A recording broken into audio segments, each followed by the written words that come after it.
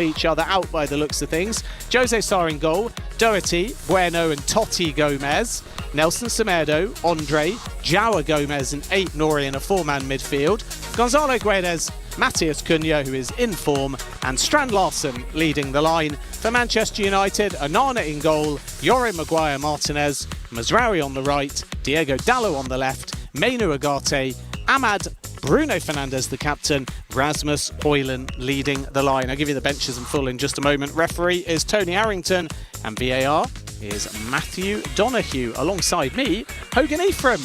How you doing? Very good, thank you. Good Christmas period, and yeah, really looking forward to this game. If it's anything like this fixture last season, we'd be in for a treat. That was an absolute classic. So yeah, it'll be a good one to watch. What did you do to Christmas Day?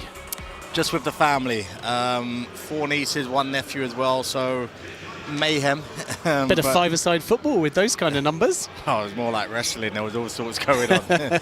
But yeah, no, good day, and yeah, I love it when the football comes back on Boxing Day. Yeah, absolutely. Full programme. Manchester City 1, Everton 1, the early kick-off. Bournemouth and Palace 0-0. Fulham got an injury time winner at Chelsea. Newcastle 3, Villa 0. Newcastle have found a bit of a purple patch over the festive period. Nottingham Forest 1, Spurs 0. Ange Postecoglou under some growing pressure, although sources do say he's safe at least until the end of the season. And Southampton and Ivan Juric's first game in charge lost 1-0 to a Jared Bowen goal at St Mary's. Late kick-off, Tom Rennie leading our coverage, Liverpool against Leicester. But our focus here is at Molineux for Wolves against Manchester United with 10 minutes to go until kick-off. We'll hear from two managers in just a moment. But Hogan, let's talk through the teams. I suppose we need to start with Manchester United. And even though there's a whole squad building up to this game, all of the attention once again on the elephant in the room, if you like, the absence once again of Marcus Rashford. This feels like the beginning of the end. Yeah, now that it's got to 4 games, I wouldn't expect to see him play for Manchester United again. I would expect that once January comes along and the window opens, ideally they would love to sell him, but I don't think many clubs would have budgeted for that sort of signing at the start of the season. So I'm presuming a loan deal will be done somewhere. But yeah, it seems like a sad end how it came, but the manager's been very clear on his decision. He doesn't seem to have any regrets about it, even though the results haven't been perfect. So, yeah, I agree with you. That is the end for Marcus Rashford. When it's 4 games in a row, albeit for one of them against Spurs in the League Cup, he was ill at the beginning of the week. But when it is 4, is this punishment upon punishment upon punishment upon punishment, or is this just protection? You make your decision early, and then effectively you protect your asset to make sure there's no injury between now and when the window opens? That's a great point, yeah. He probably don't believe Marcus Rashford could get injured with the lack of running he's doing. So I'm not too sure, but I would love to know what it's like day to day in the training ground, because he seemed like someone who would get on well with the players. He's very young for a manager, so I think the relationship would be fine personally, but professionally there's obviously going to be a distance. And yeah, I would love to see how Marcus Rashford is responding to this in training. But the manager's not going to go back on his decision. That's set now. I'd be stunned if he ever played for Manchester United again. A word on Wolves. It's probably the worst time for Manchester United to be playing the hosts. New manager, Boost, first home game in charge, and off the back of a superb 3-0 away win at Leicester. Yeah, the win was brilliant.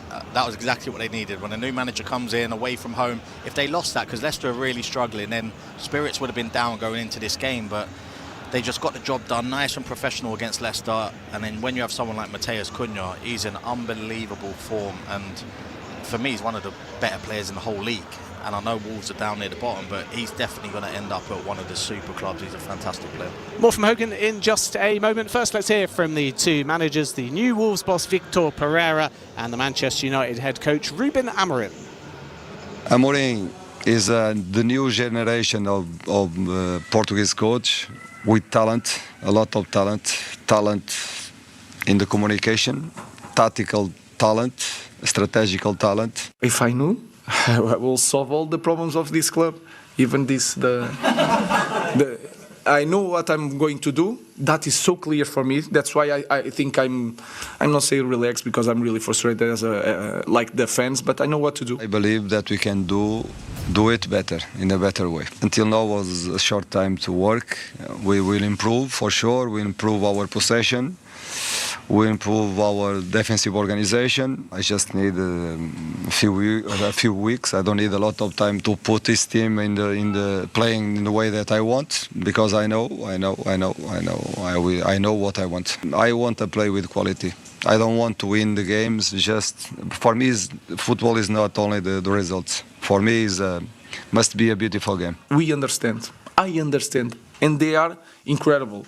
The support that we have, we are doing a season that maybe you cannot see for long years, and we know that they need our help, not the other way around. They are doing everything right. Two Portuguese coaches, they're meeting for the first time. Kickoff is 8 minutes away on Premier League Live. It is foggy, and we would love to hear from you. Send us your festive photos at TalkSport Live. I'd love to see some Christmas dinners, some Hanukkah candelabras. Pets and kids, of course, are always welcome. And let us know your predictions for both this game and Liverpool-Leicester to come. Hogan, quick word on Ruben Amorim, because we're starting to understand the measure of the man and the manager, and the man speaks very genially, but it feels like the manager is quite prepared to rotate and be quite forthright with his players, not just in the case of Rashford. No Tyrell Malacia in the squad today either. Yeah, but to be honest, I was surprised that he's had so much faith in Malacia already. Coming back from a long injury like that, I think he's had 3 starts now. And he is rotating. I think, in a way, he's kind of exposing the players and showing they're just not good enough. And it's probably a positive for him. He will definitely have more power when it comes to speaking to the people above him and asking for money and new signings. Whereas if he came in and there was that new manager bounce and they've gone on a massive, great run, you might be fooled into thinking it was just Ten Hag's fault and the players are good enough. But we're clearly seeing they're not. He speaks brilliantly, Ruben Amorim, and he's got a clear idea. So it's something Manchester United have lacked for a very long time in my eyes. Certainly is. Hogan Ephraim and myself, Ben Jacobs, with full match commentary coming very shortly. The teams are in the tunnel. A Wolves win will move them out of the relegation zone, although Leicester might be able to change that when they go to Anfield in the late kickoff. For Manchester United, they're starting to get a bit cut adrift of top 4 or maybe top 5 if we're getting into coefficients and all of that, but a win can boost their morale, and it will be needed if they are to keep pace for some kind of European football, even at this halfway stage of the season. It's the penultimate game on Boxing Day with Liverpool and Leicester to come. Man City 1, Everton 1, Bournemouth and Palace 0-0. Chelsea lost in injury time to Fulham. Newcastle 3, Villa 0, Forest 1, Spurs 0, Southampton 0, West Ham 1, and now Wolves Manchester United to come on Premier League Live. It's the football show. Fernandes on the volley, and Chelsea have turned it around. With Jack Collins. The amount of depth they have in every position is one of those stories that I think is going slightly underlooked, because Chelsea have the capacity to deal with injuries. It is functioning at such a high level, and people are stepping up week in, week out. The whole thing works as a cohesive unit. The football show. Weekday mornings at 7 Eastern on Sirius XM FC 157 and the Sirius XM app. Are you ready for a franchise as bold as your entrepreneurial spirit? If the answer is yes, it's time for a Noble Chicken franchise. Noble Chicken is a fast casual franchise created by restaurateurs with a 40-year pedigree in delicious chicken. We also have decades of franchise support experience. We serve wings, tenders, chicken sandwiches, and salads, all complemented by a flavor explosion of side items you'd have on a road trip across the U.S. And don't forget the carnival-inspired desserts. What makes us different? It's our bold, unexpected flavors, robust portion sizes, and vintage American design. Our restaurants are fun and the food is amazing. Single and multi-unit opportunities are available. Locations are 1,400 to 1,800 square feet with an investment starting under $450,000. Right now, we also have an exciting development incentive program. How have you not become a franchisee yet? These are good questions. To learn more, please visit noble-chicken.com. That's noble-chicken.com. Come fly with us. Please review the franchise disclosure document for more details. Stream the best of British TV on BritBox. Watch captivating dramas and gripping mysteries, whether it's entire series of massive hits like Sherlock and Vera, new seasons of originals like The Responder, starring international Emmy winner Martin Freeman, or an extraordinary selection of beloved treasures featuring Idris Elba, Jodie Comer, Matthew McFadden, Benedict Cumberbatch, and more. Only on BritBox. Watch with a free trial at BritBox.com. Progressive presents Employee of the Month. Small Business Edition. Today's recipient from Lucky Larry's Landscaping, Larry! Larry saved his business money with a quick commercial auto quote from Progressive. Does it help he's his own marketing manager, accountant, executive assistant, and never been late? Technically, yes, but saving really put him over the edge. So, Larry, give Larry a round of applause. Be your own Larry. See if you could save in as little as 7 minutes at ProgressiveCommercial.com. Progressive Casualty Insurance Company and Affiliates. Hear every game of the College Football Playoff on SiriusXM. The quarterfinals kick off on New Year's Eve at 7:30 Eastern when Boise State battles Penn State in the Fiesta Bowl. Touchdown, Ashton Jetti! Then on New Year's Day, a triple header starts at 1 with Arizona State and Texas, followed by Oregon taking on Ohio State, and then Georgia faces Notre Dame. Get your channel numbers at SiriusXM.com/college football schedule or search college football on the SiriusXM app. And for expert analysis, check out College Sports Radio, Channel 84. Premier League live from Molineux, Wolves against Manchester United. Ben Jacobson, Hogan, Ephraim with you, and kick-off just a few moments away. The sides have come out. We'll run you through the team news in just a moment. And at TalkSport Live, if you'd like to get in touch, all we ask for is a festive photo to cheer us on this Boxing Day. I know that many of you in North America won't really know what Boxing Day is, but for us, it's another day off, unless, of course, Hogan, you work in football. A day probably as a player you never had off. No, but it was weird. I used to just get ill around Christmas and Boxing Day. I'd miss a few days, but no, it's a great time of year. It's a tradition, and I'm glad that we have kept it. We've never gone into a winter break like a lot of the other European nations do, so I do really like it. Ryan Aït-Nouri is in for Wolves. He returns from suspension. Wolves with Sarr, Doherty, Bueno and Totti Gomez, Nelson Semedo, Andre Jawa Gomez and Aït-Nouri, Gonzalo Guedes, Mateus Cunha and Strand Larsen in a 3-4-2-1. Two changes for Manchester United. Højlund comes into the side along with Lenny Yoro. It's Onana, Yoro, Maguire, Martinez, Mazraoui on the right, Diego Dallo on the left, Mainu Ugarte in midfield, Ahmad, Bruno Fernandes and Rasmus Højlund. Sam Johnston on the bench for Wolves, the goalkeeper, along with Juan Dawson, Rodrigo Gomez, Doyle, Forbes, Bellegarde, Mayopio and Lima. Meanwhile, for Manchester United, Bayindir, who some think might leave in January, Delete, who's back from illness, Xerxes Eriksson, Garnacho, Casemiro, Anthony Evans and Collier, no Malacia in the squad. Very foggy. Visibility is poor. It's windy and wet out there, and Manchester United hoping for a big 3 points against a Wolves side buoyed by their new Portuguese manager, Victor Pereira. Referee is Tony Harrington. VAR is Matthew Donoghue, and we are about to get underway here. Wolves in their home strip of gold and black, and Manchester United about to get us underway, kicking from left to right, all in white. Hogan from alongside me. What can we expect? I think the first goal in this game is massive. I think if Wolves get it, Manchester United look so fragile at the minute. This place will be so loud and Wolves will have all the ascendancy. But if Manchester United can get in front, it'll put a little bit of doubt. Early opportunity here for Strand Larsen, forces a bit of space and lays it off to Aït-Nouri, who skims one across the 6-yard area, and that was not too far away from Jawa Gomez, slightly behind him. Wolves scramble it clear. Yeah, it looked like a decent opportunity there. It looked like it was going to just drop to Bruno Fernandes, but somebody's got back and recovered well. It was a lively start that for Manchester United. Mazraoui has good quality when he gets into the final third. It just comes off the heel of Højlund, takes it away from Bruno. 0-0, full house at Molineux, and Wolves have the ball now at the back. This is the 101st meeting between these two sides. Wolves have won 34, Manchester United 49. Wolves go long all the way to Onana, and now Martinez has it at the back for Manchester United. The players will probably have visibility slightly stronger than we will at the top of the stands. Misty, murky, exactly what you'd expect for Boxing Day. And Manchester United looking for a fast start here. They have a throw-in on the far left-hand side. At TalkSport Live, if you'd like a shout-out. Manchester United with the early possession here in central midfield. Martinez under a little bit of pressure. It bobbles around, eventually finds Bruno Fernandes. Kobbie Mainoo can't win it. Wolves come away with it now. Half a chance for Cunha, his first opportunity to come forwards. Looking for options, chips one forwards to Larsen, who nods it back. And it's just taken off the feet of Jawa Gomez. Bruno Fernandes in a 50-50 loses out. Andre briefly got it, but now Kobbie Mainoo comes away with it, and here's an opportunity down the right-hand side for Manchester United. Ahmad on the ball, took a bit too long. Aït-Nouri, firm challenge, 50-50 ball still on the edge of the Wolves area, and eventually the hosts come away with it.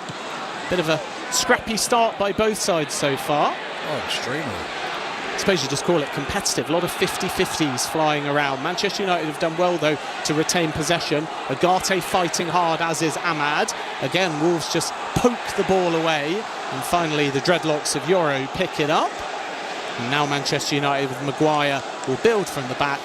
And Wolves deep, disciplined. Everyone inside their own half behind the ball.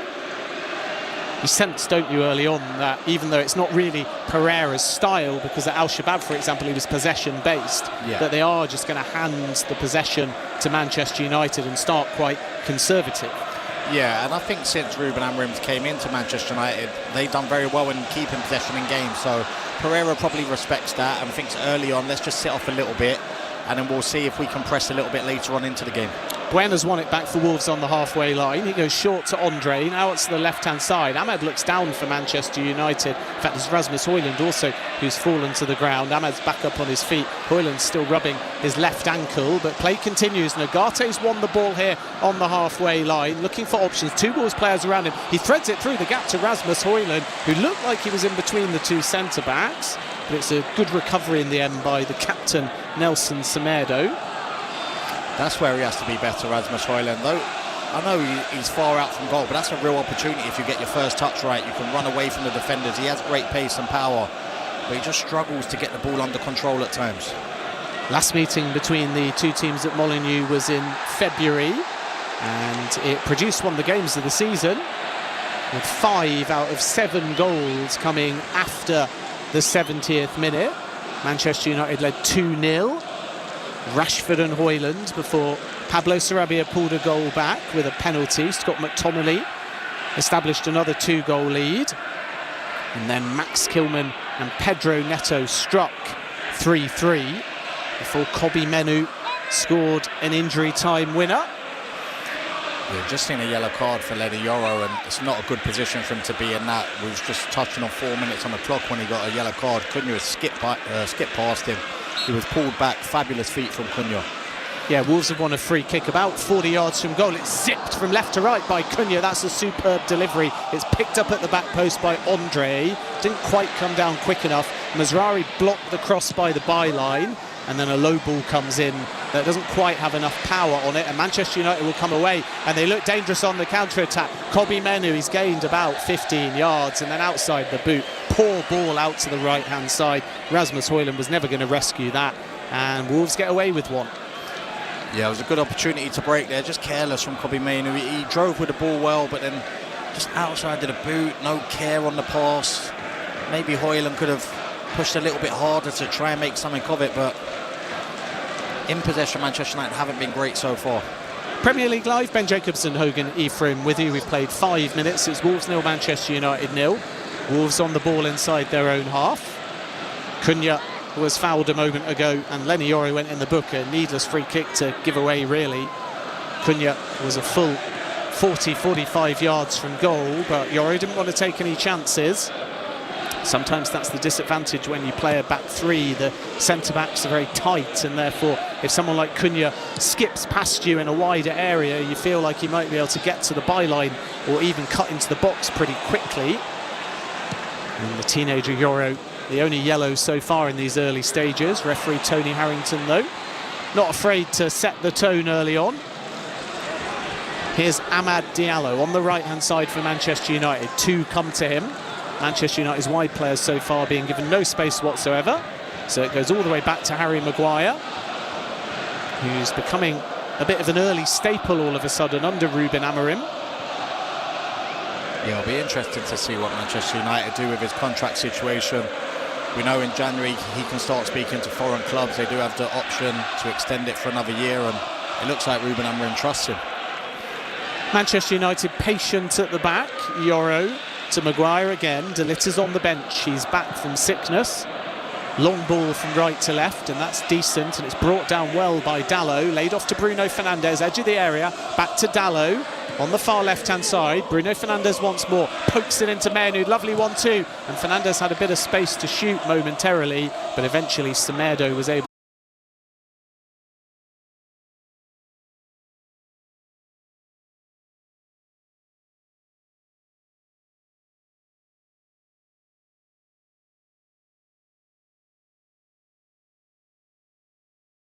Lenny Yoro, who switches the play with a square pass to the right-hand side.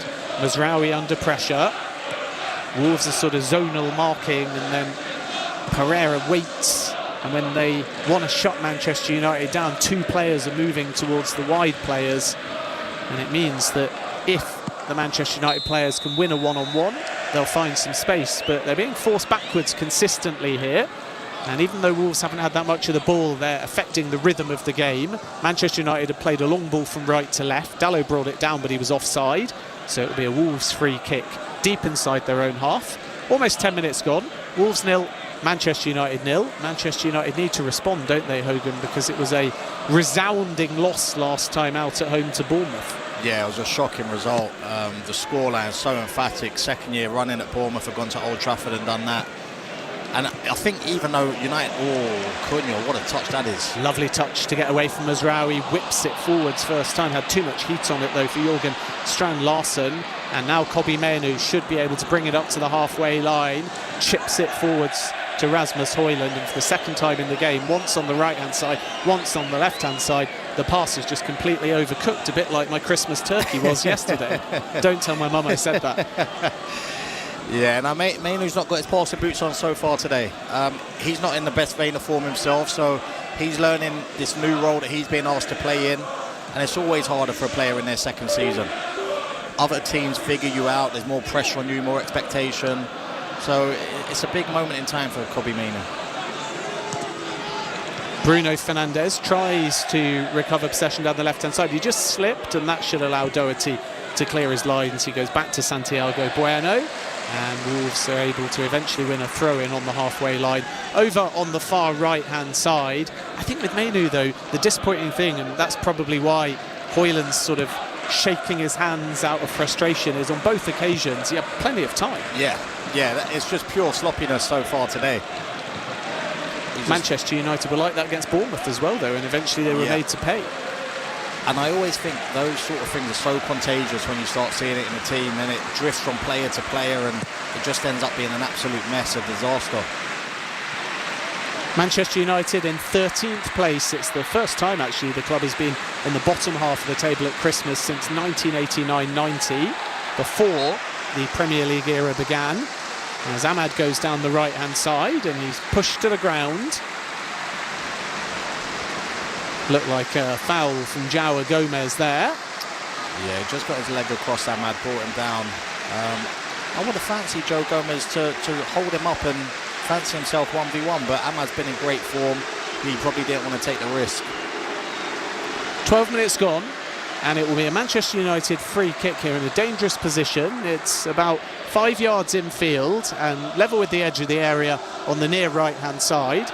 There's a one-man Wolves wall in the form of Gonzalo Guedes.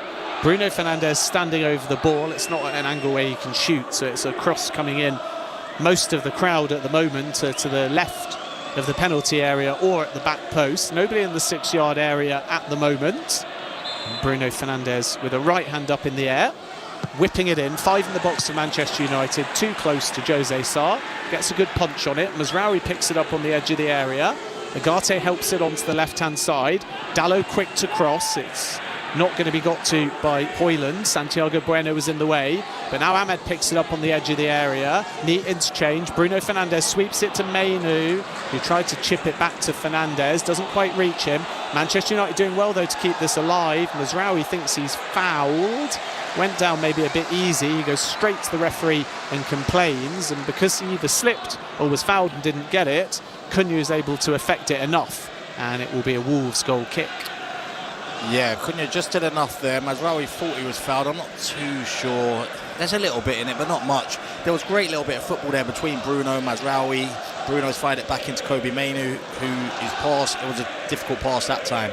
He just didn't get it right, but it's the first nice bit of play we've seen with 3 or 4 passes in the opening 13 and a half minutes. Victor Pereira in a black puffer jacket with a green Wolves logo on it. Animated on the touchline. He said his dream was always to manage in the Premier League. He had an opportunity at Everton a few years back, but Frank Lampard ended up getting the job. Went over to Al Shabab, left them 6th in the Saudi Pro League, and now is in the Wolves dugout, no doubt with a pay cut. Fair play. It's your dream though, isn't it? Yeah. Fair play. That's why you and me work for free here, because we just love it. Exactly that. 14 minutes gone. Wolves 0, Manchester United 0 on Premier League Live. Wolves seem to just be getting a bit more possession, but that's risky in midfield there by Totti. Under pressure. Luckily for Wolves, the ball just fell back into the path of Santiago Bueno. Not the best distribution out the left-hand side, but that is an absolutely outrageous touch by Mateus Cunha, who then plays a 1-2, sprints over the halfway line. Clean challenge from behind, seemingly by Mazraoui. Cunha disagrees. Manchester United briefly have it back. Then Wolves tussle for it near the touchline, and finally Agate stabilises things for United at the back. Cunha seemed to sort of take that down on the volley and do a Cruyff turn at the same time. We'll come back to that in a moment, because now Wolves come forwards. It's thread through into the area, and a decent ball in by Doherty, but too close to Onana, and had he cut that back just a little bit more, then Strand Larsen was waiting, and maybe Wolves will feel that that's a waste. That's a huge waste. He has to do a million times better than that. Doherty. Wolves, in my eyes, should be 1-0 up there. When you get in that position, all you've got to do is find the striker.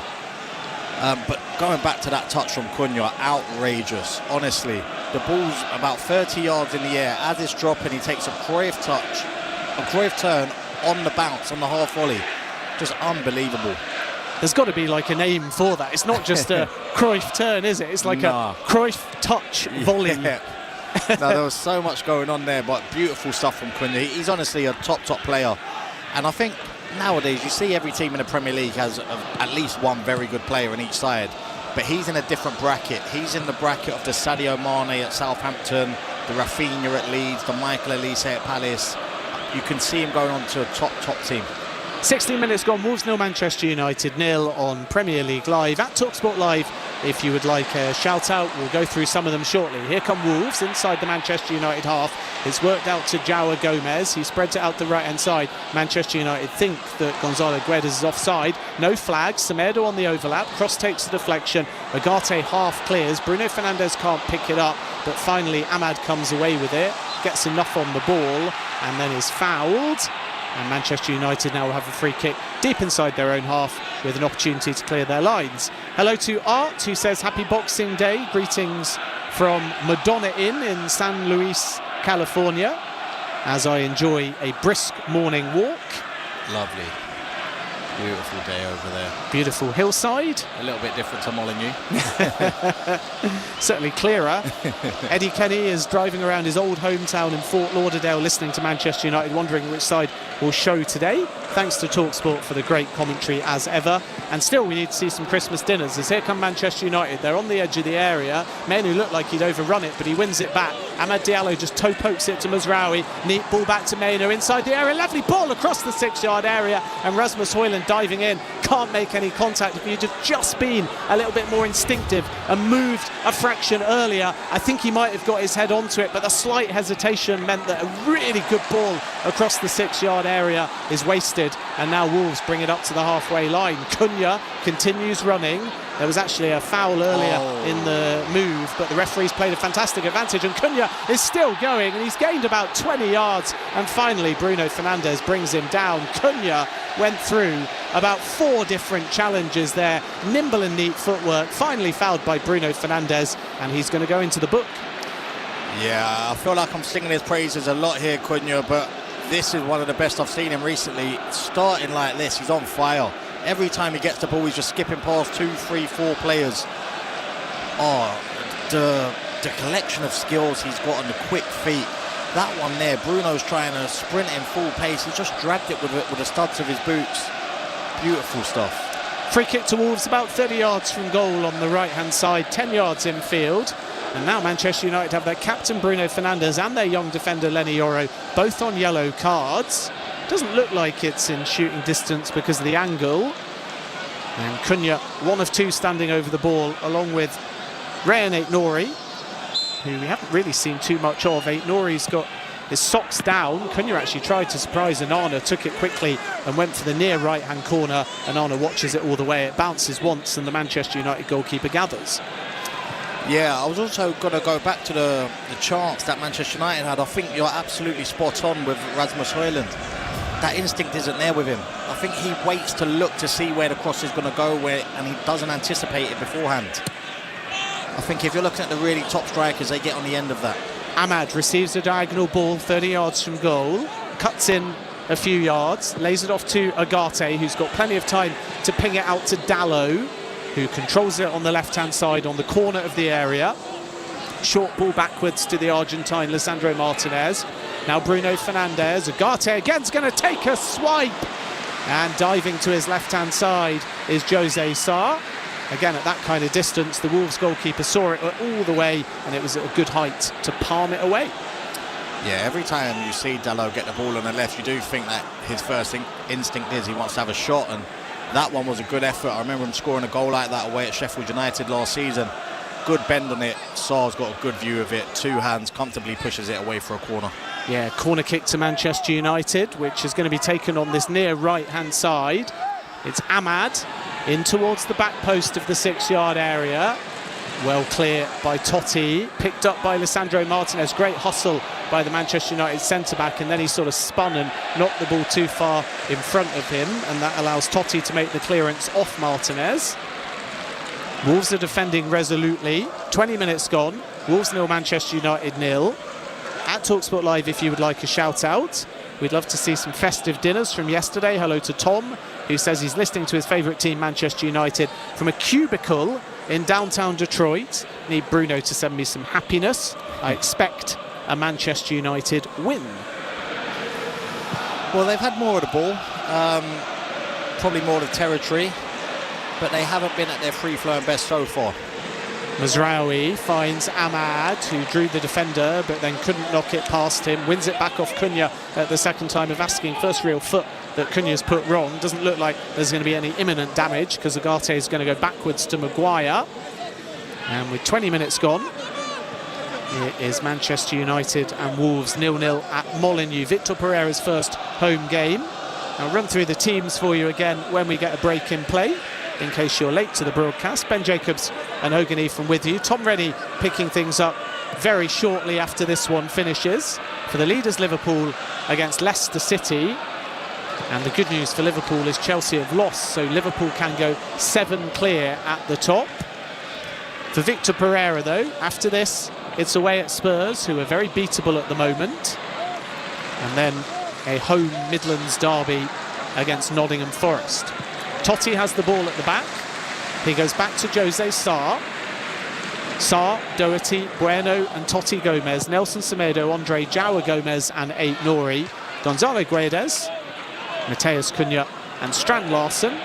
Manchester United team in a moment, but here's an opportunity to break forwards by Gonzalo Guedes. He runs 30 yards from goal and tries a right-footed shot. It gets the crowd going, but it was always one that looked like it was rising, and Onana never troubled.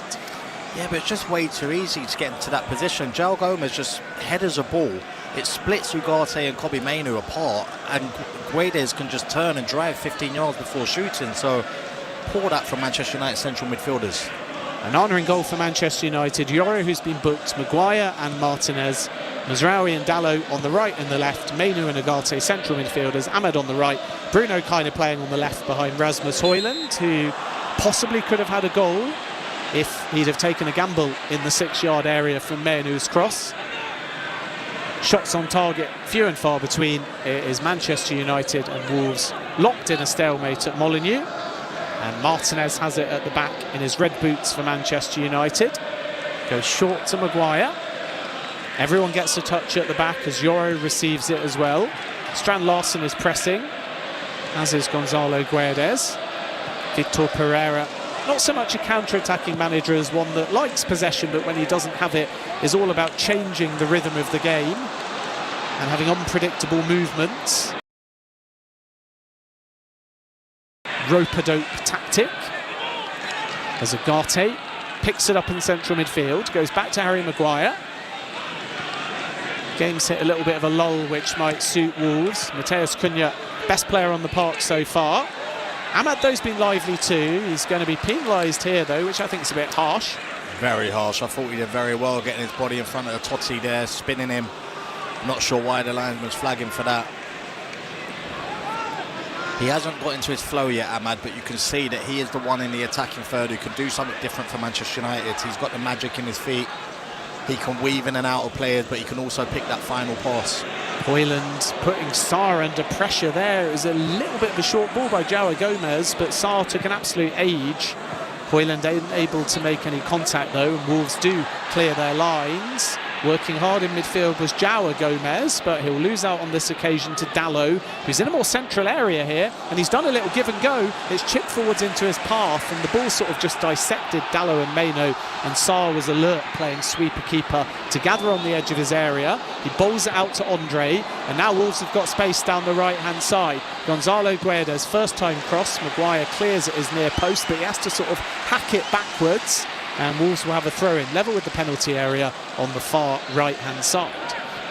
Yeah, you just mentioned about Dalot going a bit more central. Twice that's happened, and Manchester United ended up being caught out of it. The first time, Doherty should have played a much better ball across to Strand Larsen so he could score. And then that one, Wolves have had another attack down the right-hand side with Bruno Fernandes filling in at left wing-back, and he's probably the last person you want out in that position.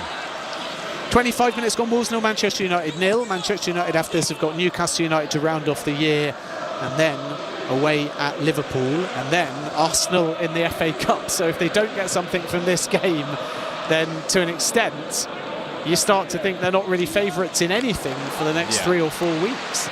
Yeah, on paper they're horrible fixtures coming up.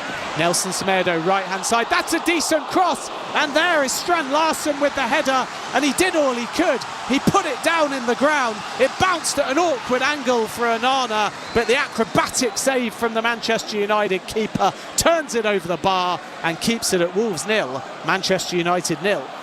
Yeah, good cross that from Semedo, but this is all about Strand Larsen. Look how early he gets up. He gives Maguire absolutely no chance. So physical, so strong. Good header down into the ground, but fair play to Onana. He just got his angles right, got over to the ball, tip it over for a corner. Ait-Nouri, socks around his ankles, corner from the far right-hand side into the 6-yard area. Yoro glances it backwards. It should be kept in here by Guedes, but he's being boxed in by the left corner flag, and he passes that backwards, and actually that's a little bit lucky for Wolves, because if that ball had stayed in, which was the intent of the player, Amad Diallo might have had a very promising counter-attack. Yeah, he got very fortunate there. He gave the ball straight to Amad, who he thought just had acres to drive into. But the linesman's flag was up for the throw-in. We're just seeing a replay of that header again. He does everything right, Strand Larsen. He gets up early, he's strong, he's physical, heads it down. It was just hard to generate too much power on that cross that Semedo gave him. Manchester United take the throw-in and they clear their lines down the left-hand side. 2 changes for Manchester United if you are late to the broadcast. Yoro and Hoyland have both come in. Manchester United, Onana, Yoro, Maguire, Martinez, Mazraoui, Ugarte, Menu, Dalot, Diallo, Bruno Fernandes and Rasmus Hoyland. At TalkSport Live, if you'd like to shout out, hello to Steve. Happy Boxing Day. Steve is in chilly Michigan, Hogan, and hoping for some Wolverhampton magic. And says, don't knock that slightly dry turkey that I was speaking about before. And the dogs are out, and one of them is enjoying the fireplace based on the photo that we've just seen. Beautiful fireplace, that. Loving it. Beautiful dogs as well. You see the fire, I see the dogs. At TalkSport Live, Bruno Fernandes on the ball for Manchester United. He's on the far left-hand side, a couple of yards in field. Little give and go to Kobbie Mainoo, who has some space here, cuts back. That's a decent ball to Dalot inside the area, who takes a deflected effort. At least Dalot is claiming that that was the case, and that should be away for a Manchester United corner, I think. Yeah, good little position they worked themselves into, Mainoo and Dalot. But again, I just find it a little bit strange when your wing back, who used to be a fullback, his first instinct is to always shoot. I just don't know. I just think that's more for the attacking players. Ahmad with the corner, near left-hand side, whipped into a dangerous area. Plenty of Wolves shirts in there, though. It's headed back to Ahmad, who didn't really have a strong enough foot there, and that allows Wolves to bring it clear. More excellent work by Mateus Cunha. Then he's fouled. He wanted to take that quickly, but the referee says either it was in the wrong spot or he didn't wait for the whistle. And now Wolves will build a little bit slower. But that's why I think Cunha is being looked at by so many top clubs, because he doesn't just give you that attacking threat. He works ever so hard in his own half. Yeah, no, he does. His work rate's unquestionable. And not only does he have the flair, he has pace, he has power, he has great finishing, he has strikes from outside the box, creativity. He's got the lot. Lisandro Martinez has won it back here, though. Finds Højlund, who's been quiet so far. Bruno Fernandes, very wide as it stands. Mazraoui's in a little bit of space here. Intentionally seems to take it wide when I think he could have just carried on going centrally. And in the end goes backwards to Lenny Yoro. And now Wolves have got everyone behind the ball. Martinez with a diagonal ball to Dalot. Mainu in space on the left-hand side, just outside the area. Cuts inside. Look for Agate, who was in a neat position. He mishits it, but it spins out to Amad Diallo. Nice idea. Just chipped it towards the 6-yard area. Too strong for Bruno Fernandes. Jose Sarr gathers, boots it long. That's an excellent ball. Gonzalo Guedes is there first. Knocks it in front of himself. And then Lisandro Martinez stood tall to make the clearance. Yeah, he did very well there, Lisandro Martinez. He's been going through a really tough time since the new managers came in, which is a strange one, because you would have thought this back three system would have favoured him massively. But in that situation, he did very well. Ahmad's pass to Bruno, great little idea, just couldn't execute it. Good run from Bruno. That was better in the final third. Wolves 0, Manchester United 0 on Premier League Live. Ben Jacobson, Hogan Ephraim with you.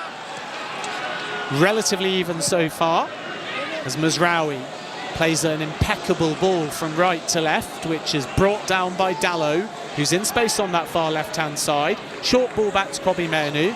Dalot again in a wide area where he is most threatening. Bruno Fernandes looking for options. His cross is deflected. And then it's cleared with distance by João Gomez. Manchester United briefly win it back, but Kobbie Mainoo can't continue the attack. And Cunha again shows composure under pressure. But then João Gomez loses out. And Rasmus Højlund's got a chase on down the left-hand side. Up against Santiago Bueno. Højlund gets there first. Now cuts in field. Still on the left-hand side. Dalot. Triangular passing to Mainoo first. Now infield to Agate. Here's Lenny Yoro, 30 yards from goal. Diagonal ball to the right-hand side and Ahmad. A lot of Manchester United players touching the ball. They're not going anywhere at the moment, though. Lisandro Martinez. Diagonal ball to Dalot again. Can he do something a bit more incisive? No, he goes backwards once more. Martinez slowing things right down. And Wolves are happy with this kind of pace. Yeah, Manchester United, they're not hurting Wolves at all here. This is what you call just controlling the game out of possession. Wolves are totally in control of where the ball's going. There you see it, they intercept it now there on the break. Given away, Wolves come forwards. Gonzalo Guedes thought he was caught from behind there. It's a clean challenge and Maguire comes away with it over the halfway line. Harry Maguire is the second most advanced player at the moment for Manchester United. Højlund doesn't really make a run, and again it goes backwards. Boos from the home crowd. Not happy that they didn't get a whistle there for Guedes. But once again, Manchester United are just playing pedestrian. There was a moment there where I thought someone must be injured, because they came completely stationary. How us ended up back here in the position that Harry Maguire had the ball, I'll never know. That was just ridiculous football. Swept over to the left-hand side, and Dalot, well placed by the Wolves captain Semedo. Bruno Fernandes gets a touch, still on the left-hand side. And again, every time Manchester United go from 30 yards to 20 yards, right at the edge of the area, Wolves stick a foot in, and usually they clear their lines. Here's Dalot, though, still on the left-hand side. And now there's going to be a late whistle and a yellow card, I think, for a foul on Bruno Fernandes. No advantage played, and the Wolves captain Nelson Semedo goes into the book. Yeah, I thought that they could have played on.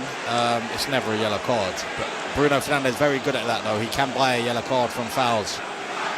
And Manchester United would be a lot more happier because they had Dalot in a position out wide on his left foot, but now it gives him a chance to load the box, put Maguire, Lenny Yoro in there and see what they can do from a set piece.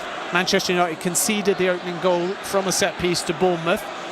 Can they score here in the wet mist of Molineux? 33 minutes gone. It's a free kick 30 yards from goal and 5 yards infield. Maguire is standing just on the edge of the area. Dallow's unmarked at the back post but outside the area. He's got both hands in the air. Doesn't get too many headed goals though. Lisandro Martinez is forwards as well.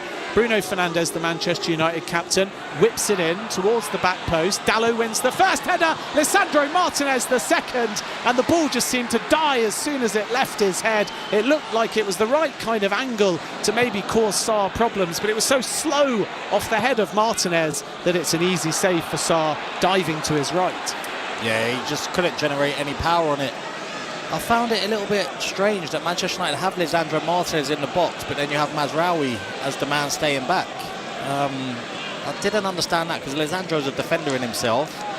Yes, Mazraoui's a little bit quicker, but I just thought you would have put more height into the box there. 34 minutes gone on Premier League Live. Ben Jacobs and Hogan Ephraim. Tom Rennie leading our coverage of Liverpool against Leicester. Here's Cunha. Couldn't thread the ball into the path of Strand Larsen. And again, Manchester United have an outlet on the right-hand side. Amad Diallo had to sort of backheel that to keep it in. And it hands possession to Wolves on their left, just inside the Manchester United half. Aït-Nouri and Cunha interchange. Strange, because Cunha's done so well from all areas of the pitch, but the one thing we really haven't seen is Cunha, Aït-Nouri interchanging. Yeah, no, you're right there. And Aït-Nouri, we know on his day what a fantastic threat he is going forward. Technically, he's outstanding. He has a great engine on him. The only question mark you have about Aït-Nouri is defensively. He worries you. But in general, as a football player, he's brilliant. Cunha goes down and wins a free kick just inside the Wolves half. Victor Pereira waving his fist like a school teacher. Lenny Yoro has to be very careful here because he was the one putting an arm on Cunha and, of course, has already been booked. Yeah, I think that'll be going through Ruben Amorim's mind, whether he would look at bringing De Ligt on at maybe half-time or just after it, because it's a long old time to play against Matheus Cunha in this form when you're on a yellow card. Cunha is so influential. He has been charged with misconduct by the FA. That was on the 17th of December for an altercation with a member of Ipswich's staff at the end of the game here at Molineux. But as of Sunday, no charge from the FA yet, which is why Cunha is eligible for this game. Here's Ryan Aït-Nouri receiving the ball on the left-hand side, fizzing one across the 6-yard area. From the moment it left his foot, it just looked too far in front of everybody, and it's harmlessly out in the end for a goal kick. Those are the kind of balls that, on the one hand, you take all day, but everyone from a Wolves perspective was pretty much starting around the penalty spot, so it was always going to be ambitious that Strand Larsen, for example, could have got on the end of that. Yeah, because it looks a good ball because of the area it goes into, but there's no chance you're ever going to get on the end of it. As a striker, you just need the pace taken off it a little bit. But it's a good area Aït-Nouri got himself into, and with his left foot, I do expect a little bit better quality there. 36 minutes gone. Manchester United have had 5 attempts, 2 on target. Wolves have had 3, 2 on target. And it's Wolves who have the ball at the moment. Cunha can't quite force it through a combination of Yoro and Maguire. Picked up again, though, by the Brazilian. Now back to João Gomez, 30 yards from goal. He spreads it out to the right-hand side. Semedo, Gonzalo Guedes was running towards the byline. The ball to him was too strong. And Lisandro Martinez doesn't even have to defend. He just watches it go out for a goal kick. And Onana now has the ball. If it goes in like this at 0-0, who will be the happier of the two managers? Good question. I'll go with Wolves. They'll feel that they can definitely kick on in the second half and go through another gear. Manchester United, they just look out of ideas in the attacking third. We know, obviously, they're lacking quality in those attacking areas. And today they haven't shown like anything's clicking going forward. At TalkSport Live, if you'd like to get in touch, Ryan Aït-Nouri is starting to get a bit more involved. He finds Gomez, and then the Wolves' number 8, João Gomez, wins a throw-in right in front of the dugout. It's taken quickly. Andre now switches the play out to Semedo, who brings it down in his bright yellow boots. There's a yellow winter ball, by the way, as well. Back it goes to Andre. He switches the play to Aït-Nouri. Impeccable first touch by the Moroccan just inside the area. Hot foots ahead of Mazraoui to the byline, and then Mazraoui recovers to deflect it out for a Wolves corner. Yeah, he's ended up doing well there, Mazraoui. Aït-Nouri looked like he was going to get the beating of him, but he's got those long legs, Mazraoui. He covers the ground very quickly. Not like the other day against Bournemouth, he doesn't dive in and give away a penalty. He stands up, defends properly, good defending. Against Bournemouth, Manchester United controlled the possession and then conceded from a set piece with about 12 minutes to go until the break. We're a little bit close to half time, but it is a Wolves set piece. On this near left-hand side, it's a corner. Oh, and I think an Olympico was attempted there. That was a fantastic effort by Cunha. Might have just been going for the near post, but it looked like he was going for goal. And Onana, I think, was the keeper with the final touch as opposed to a defender and able to bat it away. It then fell to Semedo about not 30, not 40, but maybe 45 yards out. And he hit it quite cleanly as well. And Onana, though, watched it all the way and realised it was going wide despite an acrobatic dive. Yeah, it looks a ridiculous range to shoot from. It takes a big deflection off Ugarte, and there's a lot of spin on the ball. So they'll have another corner here, Wolves, where they can keep the pressure on. Corner, Aït-Nouri to take it, far right-hand side, both hands up in the air to swing this into likely the 6-yard area, although in the end he fakes it and goes short to Andre. Now Aït-Nouri's got a better angle to deliver, still chooses not to, lays it off to Cunha on the edge of the area. João Gomez now chips it towards the back post. And Cunha felt he might have been impeded there by Bruno Fernandes, but it was very half-hearted. Well worked, but the final ball let Wolves down, and it's out for a goal kick. Just coming back to the first corner, though, yeah. Do you think Cunha was going for goal? It seemed to look like that, and he had two Wolves players unmarked, so Onana's done really well to climb over them and somehow parry it away. And then on that corner, really good worked corner that from Wolves. The final ball from João Gomez there, two players against Lisandro Martinez, the player you'd want pinned back, but Lisandro defended it brilliantly in all fairness to him. Manchester United look flat all of a sudden, and Wolves are starting to get a few set pieces and a bit of possession. Rasmus Højlund trying to change that. Totti defends dangerously. It falls to the path of Amad Diallo, who went for goal, and it was easily blocked. And again, for about the umpteenth time in this game, Rasmus Højlund's reaction is, why didn't you feed the ball to my feet inside the area? Yeah, this is a problem I have with Rasmus Højlund at the moment. I have no issue with players complaining, other players are moaning, no issue whatsoever. But against Victoria Pilsen, he's had an argument with Amad, and then today we've seen it with Mainu and Amad, he's done it too. He wouldn't do that to Bruno Fernandes, to Marcus Rashford, and that's where I think you're just picking on the young players here. He's got to be better than that. I also think, to be fair to Amad, the pass wasn't really on to Højlund, but the shot was. Yeah, and that was the exact same as the Victoria Pilsen game. I didn't think the pass was on to Højlund. I didn't understand what he was arguing for in both of these situations. 4 minutes plus added time. We shouldn't have too much of that. Lisandro Martinez now has the ball, feeds it to Højlund's feet, doesn't show enough strength on that occasion, was out-muscled by Santiago Bueno, and now Nelson Semedo comes over the halfway line. Dallo is checking back. He goes backwards diagonally to Andre, 40 yards from goal. Ooh, Wolves give it away in central midfield there. Højlund thought he was fouled, but he wasn't. It was a clean tackle. It was a good recovery by Andre. And now Ryan Aït-Nouri has it on the left-hand side. Back to Gonzalo Guedes. Mateus Cunha. Two shutting him down, including Ugarte. Back to Andre again. That was more bad attitude by Højlund, because I don't think he was fouled. No, he wasn't. And he spends so much of the time just on the floor. He's got to be stronger. I know when he joined Manchester United, they wasn't happy with his core strength and they thought he had to do better there, but he doesn't look like he's improved at all. He's just on the floor every time it comes up to him. Cunha and Aït-Nouri can't combine on the left-hand side, trying to play a 1-2 under pressure. Amad puts it out of play. Wolves take the throw in quickly on the near left-hand side. 30 yards from goal. They work it infield really nicely to João Gomez. Now out the left-hand side. Aït-Nouri. And Gomez's ball back to Aït-Nouri is too strong. Maguire will shepherd it out for a goal kick. 43 minutes on the clock. Wolves 0, Manchester United 0. And I think in the last sort of 10 minutes or so, Manchester United, if possible, have gone down a further gear. Yeah, no, absolutely. And if you said that to me after half an hour, you wouldn't have thought they could get much worse, but they have. Even here, they took a goal kick. They don't know where they're going next. And Maguire nearly swiped that out of play, but Yoro will keep it in. Jeers from the home crowd. Ugarte dangerously back to Onana. Cunha wasn't really pressing, and Onana has the sense just to put his foot through it. And now it will be picked up on the right-hand side by Doherty. Long ball which Lisandro Martinez head meets. And now it will be picked up in central midfield by Andre. Work forwards to Gonzalo Guedes. Every time Guedes picks up the ball, he seems to be on a different side of the pitch. His movement across the front line is definitely stretching this back three. Wolves, though, can't keep the attack going. As Semedo, despite claiming a throw-in, got the final touch. Quickly taken by Manchester United to Bruno Fernandes.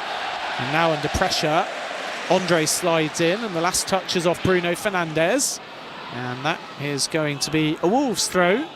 Both sides surrendering possession quite easily at the moment, but Wolves just seem to have a bit of the bit between their teeth. They've only had 40% of the ball across the half, but I would have thought in the last 5 to 7 minutes it's been more like 50-50. And here's Strand Larsen out on that right-hand side to Gonzalo Guedes. Now Nelson Semedo skips ahead of Kobbie Mainoo. Dangerous cross. Mazraoui takes no chances. Half clears with his head. Picked up by Cunha momentarily, but the ball didn't quite come down quick enough for him. And then Agate comes away with it, only to be dragged to the ground by Gonzalo Guedes. And Manchester United will win a cheap free kick deep inside their own half. Yeah, this is scrappy beyond belief, honestly. Both teams giving the ball away so cheaply. Wolves have been a better side in the last 10 or 15 minutes, I'll give them that, but just under pressure, giving away the ball, it's just unexcusable. This is becoming more painful than a Christmas hangover at the moment. I think a lot of these players are hungover watching the game. Hello to Nbeli, who's listening from Lagos, Nigeria.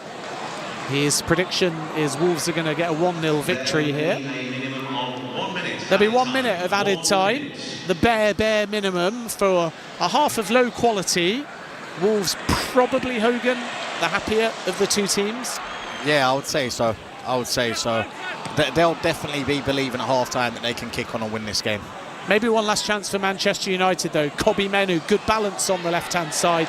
Semedo, and then Andre steps across. And it's the Wolves' number 7, Andre, that makes the challenge. Back to Semedo, he clears his lines. That's a decent ball. Guedes kind of pokes it out from his feet to the left-hand side. And that's going to create a bit of space here for Matheus Cunha. The home faithful roaring. He chips it forwards. Lovely idea. His vision's so good. It was just a bit too strong for Aït-Nouri. Onana gathers, and that should just about end the half. Yeah, he's been a bright spot, Cunha. When he gets the ball, you believe something's going to happen in this game. Everyone else is giving it away cheaply. There might be one lot. No, Cunha, brilliant defensive work again. Yeah, Bruno Fernandes, long ball from left to right. Cunha gets his head to it. Dalot was right behind him. And there is the half-time whistle. Relatively uneventful. It is Wolves 0, Manchester United 0. More from Hogan Ephraim in just a moment. We'll be round the grounds from all of the other early kickoffs as well. But both sides struggling for chances. Matheus Cunha is the best player on the pitch. Onana has made one acrobatic save from Strand Larsen, but largely both keepers untroubled in a tame first half, hoping for improvement in the second and that final third from both sides. Half-time at Molineux is Wolves 0, Manchester United 0 on Premier League Live. Celebrate Christmas. What's up, SO peeps? How we doing this afternoon?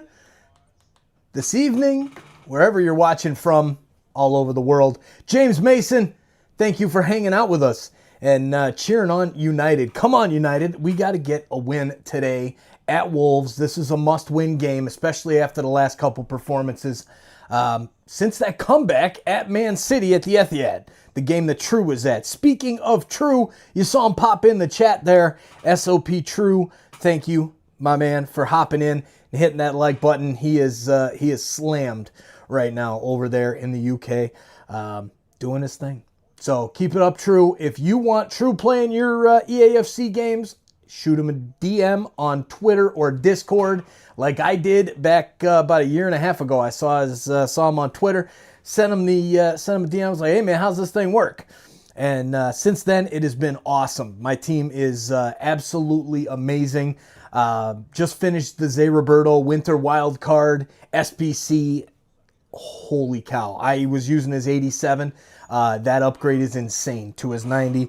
Very, very good. There is True actually hitting me up on Snapchat right now. So appreciate that, True. And because I asked him, what should I talk about in this game? Because I don't know. I've been running around working, doing all this stuff, driving kids around. My daughter had to be driven to work, so I took her to work. Got a meeting for, the crazy stuff. But thank you guys for hanging out. I am going to let the halftime show run here. And I think I'm going to move the PS5 down so that I can play a little bit after this stream is over for business purposes. And there's True's chat there. Come on, let me see what he said I should talk about here before I go back to my regular 9-to-5 business. Big promo coming up this week, Team 3. Then Team of the Year is coming up in January. Big content coming on TikTok, especially with Team of the Year. There you go. So you heard it here first from True, the man. Make sure you keep an eye on our TikTok, at SOPTrue. On TikTok, we will be posting all kinds of stuff. I actually have a video ready to be made. I don't know if I'm going to do it on the SOP TikTok channel or the SOP True. Maybe we should just make that one. I don't know. But come on, Manchester United. Let's get the victory here over Wolves. They were pulling it. They were playing pretty good there. There you go. A halftime show like the Super Bowl would be cool. That would be really cool. This is wide open. I mean, this is a new segment. This channel is, so you see my Toronto hat here, and TSI Mike in the chat is, my main channel is Toronto Sports Insider, but once upon a time, SOP Soccer was the main channel. That was the big one. When I had 4,000, 5,000 subscribers over here, that was the big channel, and then SOP had to take a little bit of a break from doing content. Started back up with TSI last October and just been blowing it out of the water. The community over there is absolutely amazing, and that's what we're going to create here.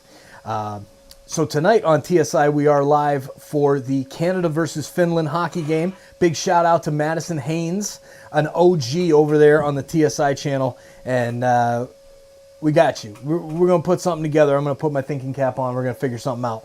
But all right, with that being said, shout out also to Dan Geringer. Love you, bro. You are awesome. Thank you for hanging out with us all these years. And here's Sarah coming in. Hi. Sarah jumps. She hears me talking down here. She runs down. No, I was cold because they're little, like, whatever you call it. They got the door open up there? So cold. No. Oh, the vacuum. The vacuum. Renovations are still going upstairs. All right. How's he going to get down without knocking anything? No problem. Baby cat just jumped and landed right here. Perfect jump. I wish I was on video for that one, but I wasn't. All right, guys. James, cheers, man. And we'll be back in the chat. Come on, United. Let's go.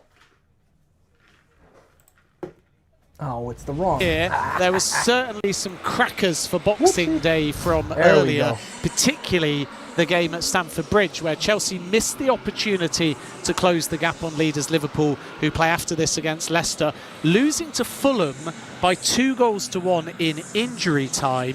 And that is Fulham's first win at Stamford Bridge since 1979. Watching this one for Premier League Live, John Howick. Chelsea 1, Fulham 2. Fulham roll back the years and dent Chelsea's title hopes with their first win at Stamford Bridge since 1979. Chelsea started strongly and got the lead 15 minutes in when Cole Palmer eased his way around 3 Fulham defenders and found the bottom corner from the edge of the box to put the Blues in the driving seat. But Fulham always looked like they had a goal in them, and they pushed Chelsea hard in the second half, where Maresca's men started to flag and Marco Silva's subs made all the difference. First was Harry Wilson coming off the bench to head home an equaliser in the 82nd minute before Rodrigo Muniz in injury time popped up on the counter-attack in the 95th minute to sweep in a winner as Fulham derailed Chelsea's title chase and celebrate victory at Stamford Bridge for the first time in 45 years. Final score, Chelsea 1, Fulham 2.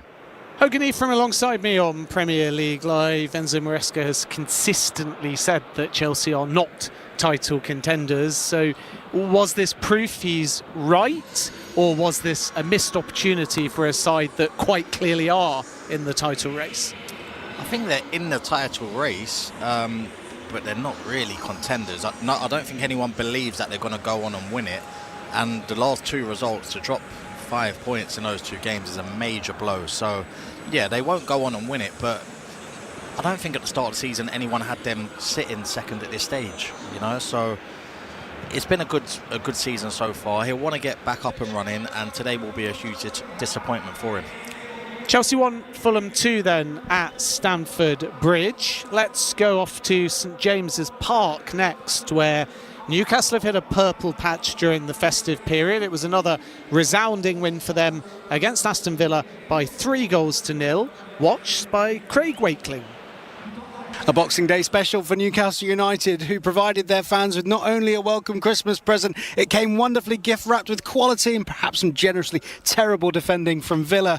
Anthony Gordon opened the scoring from just 2 minutes with a wonderful precise shot from just inside the area. Martinez had no chance. On the stroke of half an hour, though, their day really did get better, with Villa top scorer John Duran given his marching orders for a kick on Fabian Schär, who was down on the ground and defenceless at the time. Duran protested his innocence. Anthony Taylor gave him his marching orders.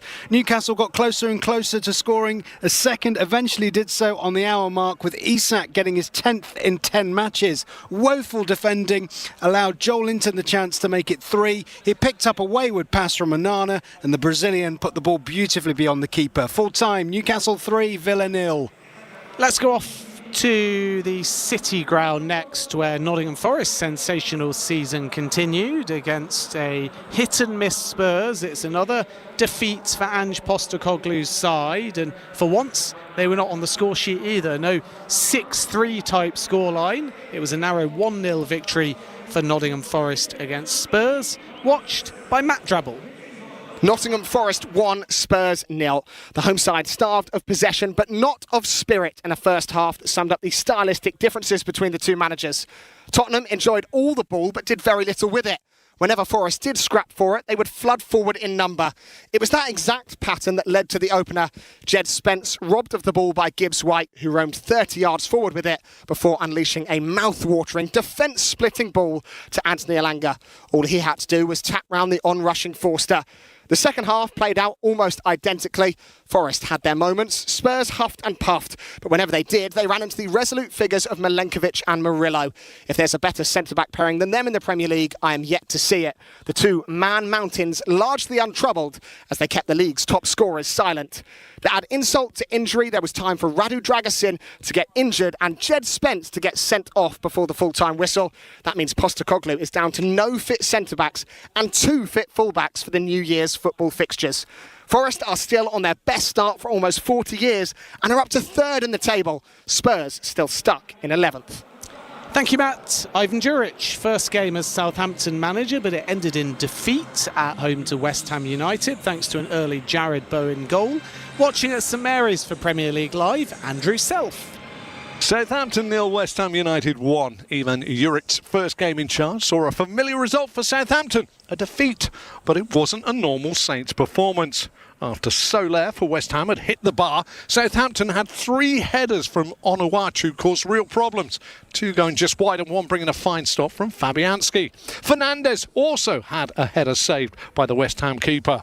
West Ham lost Kilman and Fabianski to injury in the first 45 minutes, and Soler did not reappear after the break after hobbling off down the tunnel at half-time. But the second 45 minutes was more even, and if you don't score when you're on top, beware. And Southampton were caught. A deep cross from Alvarez saw Souček head across the face of goal, flicked on by Fulkrug, and a little toe poke from Bowen to score the winner. Ivan Juric saw a much improved performance for the Saints, but an all too familiar result. Southampton 0, West Ham United 1. Thank you, Selfie. So, we saw Southampton lose to West Ham, Forest beat Spurs, Newcastle thrash Villa, Fulham win late at Chelsea, Bournemouth Palace was 0-0, Man City Everton 1-1 from earlier. Here 0-0 at half-time between Wolves and Manchester United. And the second half is next on Premier League Live. What an extraordinary night in the UEFA Champions League. This is WTF when Nolda talks football. UEFA wanted to see more games so that they could make more money. The format has changed, and I got the ability to watch more soccer. I used to do the Champions League. I was the host of the Champions League. I was an analyst. I love being the consumer of this competition. I love watching and observing how this all unfolds. I like it a lot. When Nolda talks football, weekdays at 4 p.m. Eastern on Sirius XM FC 157. Schneider is one of the busiest carriers in trucking, and owner-operators now have more access to this freight with Schneider Freight Power. Choose from all the traditional loads available to owner-operators and other freight Schneider also manages. Enjoy 90% drop and hook loads and improved functionality and search features, all within one powerful platform, Schneider Freight Power. To help make your business transition to Schneider smooth, you'll receive $6,000 in incentives spread out weekly over your first 23 weeks. Learn more at SchneiderOwnerOperators.com. The election is over and a new pro-business administration's about to begin. At Swish Funding, we're ready to help America's small businesses thrive in 25. Whether it's for cash flow, expansion, or new equipment, Swish Funding has flexible funding options from $25,000 up to $2 million. You could get a decision in minutes and cash in your account in as little as 24 hours, with rates as low as 8%. To qualify, be in business at least 1 year, with monthly revenue of at least $50,000. Apply today at swishfunding.com. SWISH funding.com. Quick payments, load availability, the freedom of power only, an easy-to-use app. This holiday season, Amazon Relay can help you check some important stuff off your wish list. Relay gives drivers like you the freedom and opportunity to make the season shine. Box truck, containers, dry vans, your trailer or ours. There's always a job waiting wherever you are. Make your holidays brighter. Book today at relay.amazon.com. Greg is a real Prevagen user, and this is his story. Hi, I'm Greg. I'm not an actor. I'm just a regular person. 8 years ago, I just didn't feel like I was on my game. I started taking Prevagen, and I want people to know that Prevagen has worked for me. Give it a try. I want it to help you just like it has helped me. Prevagen, at stores everywhere without a prescription. This product is not intended to diagnose, treat, cure, or prevent any disease. Testimonialist was compensated for their time. Hi, everyone. This is Heisman Trophy winner and NFL quarterback Doug Flutie. I'm excited to tell you that my podcast, the Flutie Flakes Cast, is back for the entire football season. I may have played like 21 years of professional football in 3 different leagues, but I'm still just a big kid, and I absolutely love this game. Every week, we'll talk about the topics I care about and bring on super fun guests. So please subscribe today wherever you stream your podcast or listen on the SXM app, included with most subscriptions. Premier League Live, Ben Jacobs and Hogan Ephraim with you. Tom Rennie, David Conley follow this. Liverpool against Leicester to come. And that rounds off a busy Boxing Day, but we've got bonus festive games tomorrow as well. Brighton against Brentford and Arsenal against Ipswich. The game at the Amex from 7:30 UK, and Arsenal-Ipswich, our featured match from 8:15. Here at Molineux, it is 0-0 at half-time. Doesn't look at the moment like any changes for either side at half-time. I don't think Hogan Ephraim will have to wait too long, though, for substitutions in this game. No, I don't think so. I think the managers will be hoping, well, especially the Manchester United manager, will be hoping that he would have gave them a real harsh team talk and they'll react within the first 5 or 10 minutes. If they don't, they'll make changes. Wolves, I think, can be fairly happy with how it's going, so there was no need for Wolves to make any changes in my eyes. Wolves have got us underway. They're kicking from left to right. There are no changes at half-time. Still very misty conditions, although it hasn't really affected the game at ground level, if you like. There might be a few away supporters hemmed into the corner that ask for their money back because they can't quite see what's going on, but it's fine as a spectacle. Pitch is actually a little bit cut up, but there were sprinklers on at half-time to keep it as zippy as possible. Nelson Semedo has the ball, early stages, second half, goes backwards to Matt Doherty. Both sides playing back threes. Lenny Yoro, Bruno Fernandes, Nelson Semedo, all booked.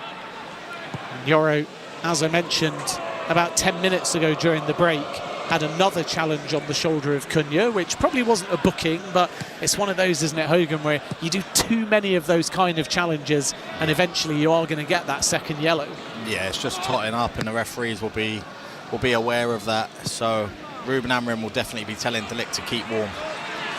Ball out to the left-hand side. Dallo, who had plenty of touches in the first half, up against Semedo. How Manchester United would love a fast start here. Wolves keep their shape. It's forwards to Bruno Fernandes. And Bruno Fernandes, who's already been booked, has dragged down Semedo. And it's a second yellow. And just 90 seconds into the second half, Bruno Fernandes, careless, needless challenge. Exactly the opposite of what you need from a leader and a captain. Lunging in first with his foot, catching Semedo, following him with his hand and barging him to the ground. Both of the actions were yellow cards. No hesitation from Tony Harrington. And Manchester United are down to 10 men. Bruno Fernandes sent off. Yeah, it's ridiculous. I'm not sure what he's complaining about. It was a yellow card, and even if it wasn't, VAR can't turn around yellow cards. And that's the third time this season that he's left the pitch leaving Manchester United with 10 men. I know the Tottenham one got rescinded, but that doesn't help on the day. And it's just inexcusable for a captain to do that. A minute into the second half. It's a typical attacker's tackle where he wasn't happy with his first touch. The ball's ran away from him and he's just wanted to leave a little bit on the defender. Ridiculous. The manager will be fuming with him. 2 stupid yellow cards from Bruno Fernandes. Ruben Amorim puts his hands through his hair. You can see manager and player both disconsolate. Fernandes head down, doesn't even make eye contact with Amorim. And now surely Manchester United will have to think about 1 or 2 changes. And that's the problem when you're booked early. You can't afford that kind of challenge. Fernandes could have put Manchester United in a losing position here. Long ball over the top on the right-hand side. Dalot slips. Ball in from Semedo. And there's Strand Larsen to head home. Looks like a flag has gone up. Wolves fans are celebrating, but they might be short-lived. Larsen with the ball in the back of the net. It was a fantastic ball over the top. Semedo looks onside to me, but Strand Larsen, in making a run, might have been offside. Lovely ball in. And then when the header comes in, I think Strand Larsen has moved too early ahead of Yoro and probably is offside. Yeah, it looked it straight away, but I'm not sure why Strand Larsen's gone that early. He looks off by about a yard. Yeah, he looked offside to me, and there was no need to go early. He was in all the space. He'd got away from Yoro. The separation was there. From this angle, it looks a little bit closer than I first thought, though. Yeah, we've seen one angle that makes it look very tight. Every other angle, it looks a good yard offside. VAR will draw their lines. The left foot of Strand Larsen looks clearly ahead of Yoro and Maguire. Yeah, it's just whether he's beyond the ball or not, beyond Semedo. But it would be the worst possible feeling for Bruno Fernandes when you've just sat down in the dressing room, you've heard the crowd erupt, and you just know that this goes back to what you did moments earlier. Lines are being drawn, and offside is given, which was the on-field call. So the goal is disallowed. Dalot breathing a sigh of relief as well, because I think he slipped slightly as the ball went over the top. I think even if he hadn't, he might not have got to it first anyway. And Manchester United take the offside, and it stays at 0-0. Bruno Fernandes sent off for 2 yellows. Long ball over the top down the right-hand side. Højlund is chasing. Totti gets there first. I think Jose Sarr was a bit unsure. He came out into no man's land. But luckily for Wolves, Totti was there. You could just see, couldn't you, as well, when that ball was played the corner towards Rasmus Højlund, that the mist is dropping to sort of playing level now. Yeah, for sure. And now it's going to be interesting with Cunha, because Manchester United are going to be a little bit lopsided in their formation. So we've just seen Cunha pop up on the right-hand side here. He'll just drift anywhere he wants now. Wherever he sees a space where he can be that extra man, he's the one that's going to pull the strings. At TalkSport Live, if you would like a shout-out, we'd love to hear from you. Hello to Jared. I will read out your message in a moment, but let's just stay with the play now. Gonzalo Guedes up against Kobbie Mainoo. No changes yet from Ruben Amorim since the Fernandes sending off. Although it looks to an extent like Agate will stick with Mainoo, and maybe Ahmad might come a bit more central. We wait and see whether there's a formational change and whether Yoro stays on the field, because they certainly can't afford to go down to 9. But now Wolves have got the best part of 40 minutes to boss the game.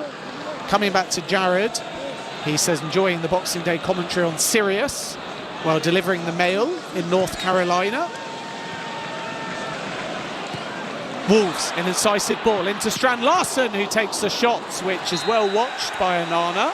Looks like there's another offside flag up. It was a lovely ball forwards by Andre, but once again, for the second time in quick succession, Strand Larsen went a yard too early.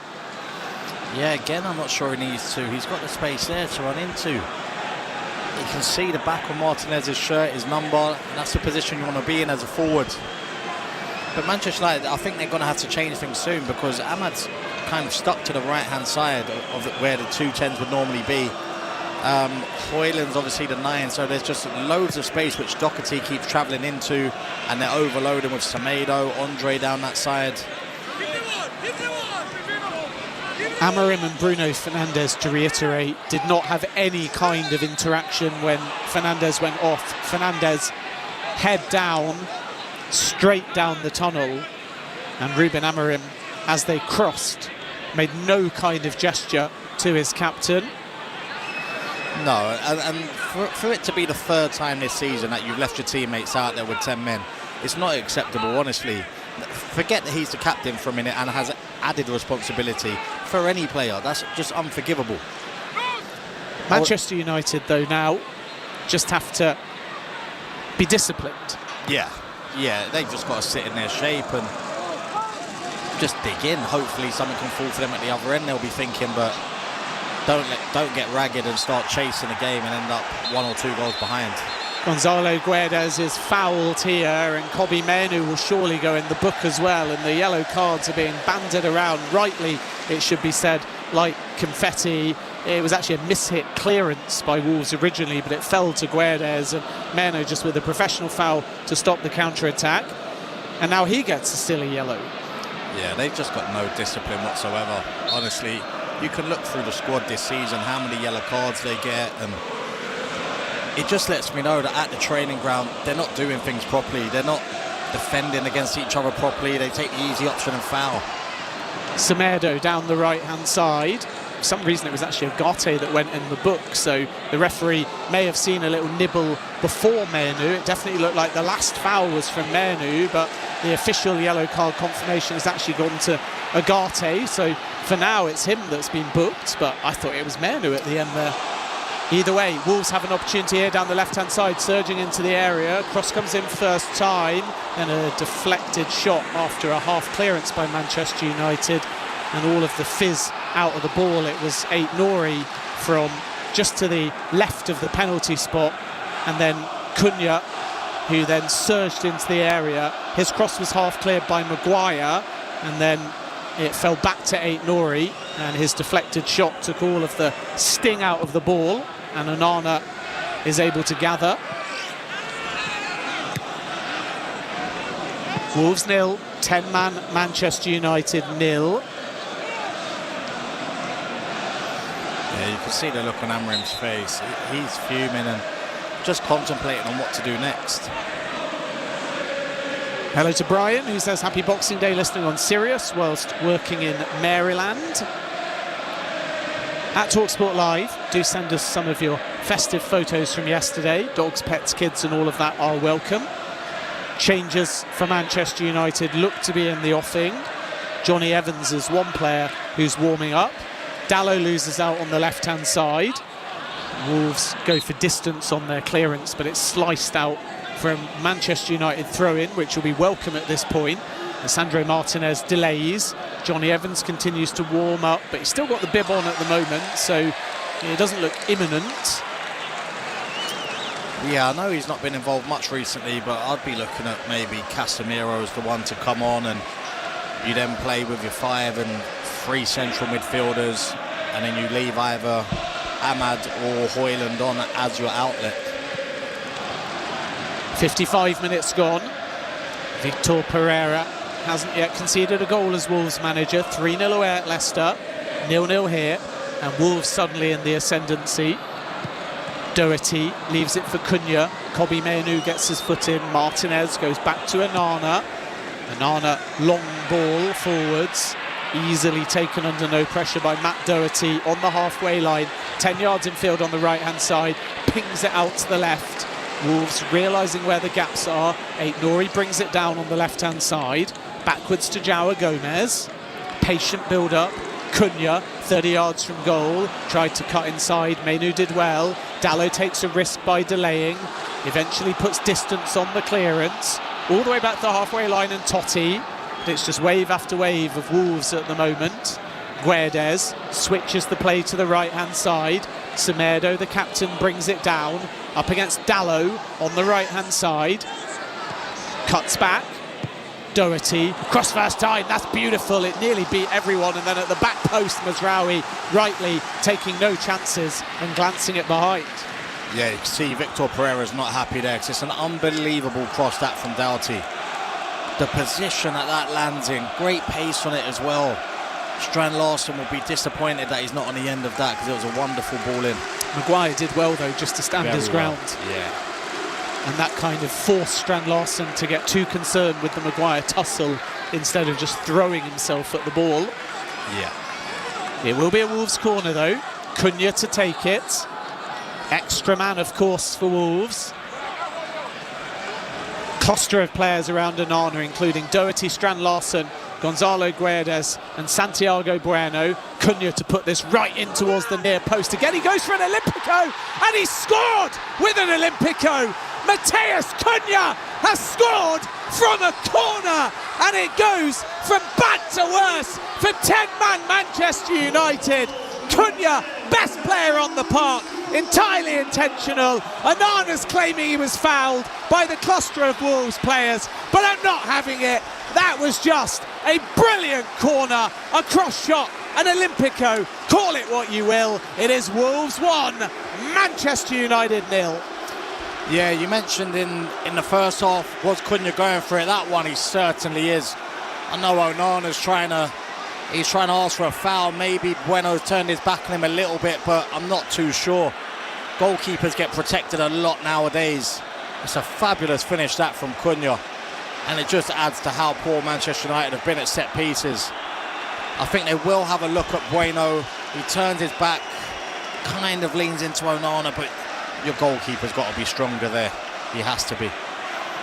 First goal for Victor Pereira at Molineux is an Olympico. I don't think anyone had that on their bingo card. VAR will of course have a check,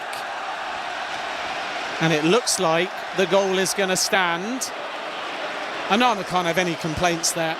No, he's got to be stronger, and I think goalkeepers are overprotected nowadays, so as long as the referees keep this threshold, then I think everyone will be happy with it. Wolves 1, 10-man Manchester United 0. And as it stands, Wolves are moving out of the relegation zone, albeit Leicester do play later. But Victor Pereira is off to a flyer, and you would expect Wolves now to fancy their chances of getting a killer second. There was a foul on Cunha, but a good advantage played by the referee, Tony Harrington. Now it's picked up on the right-hand side by Guedes. Interchanges with Semedo, 30 yards from goal. Aït-Nouri has stayed forwards in a central position, although he is trotting back now to the left-hand side. Doherty has it. 60 minutes gone. And what do you do now if you're Manchester United? Because to an extent, with so long left, they have to kind of protect themselves against conceding a second. Yeah, no, for sure. You still got to stay in your shape. If anything, you try and make this a last 7 or 8 minute game. You keep it at 1-0, and then you see if you're still in it, and can you then push forward and risk leaving space at the back. But right now, you don't want to just get ragged and out of shape and be 2-0 down in the next 5 minutes or so. Manchester United are ragged. It is as simple as that. Onana was so focused by the crowd around him. It was actually very clever by Cunha, because in the first half, the Olympico was at the near post. The defenders looked like they were all going to the near post, and he just put a bit more purchase on it. And Onana was caught flat-footed, and that's why the ball lifted over him. And here come Wolves again. Doherty spreads it out to Aït-Nouri, who tried a bit of a cross shot of his own. He had to kind of really wrap his foot around the ball to keep it in, put too much on it, and the cross beats everybody. Yeah, I think that he'll be a little bit worried about Ugarte at the minute, because if he doesn't take him off, I'm certain the referee will end up sending him off. He's very angry at the minute. He's going around, he's steaming into players. We obviously know that he's on a yellow card.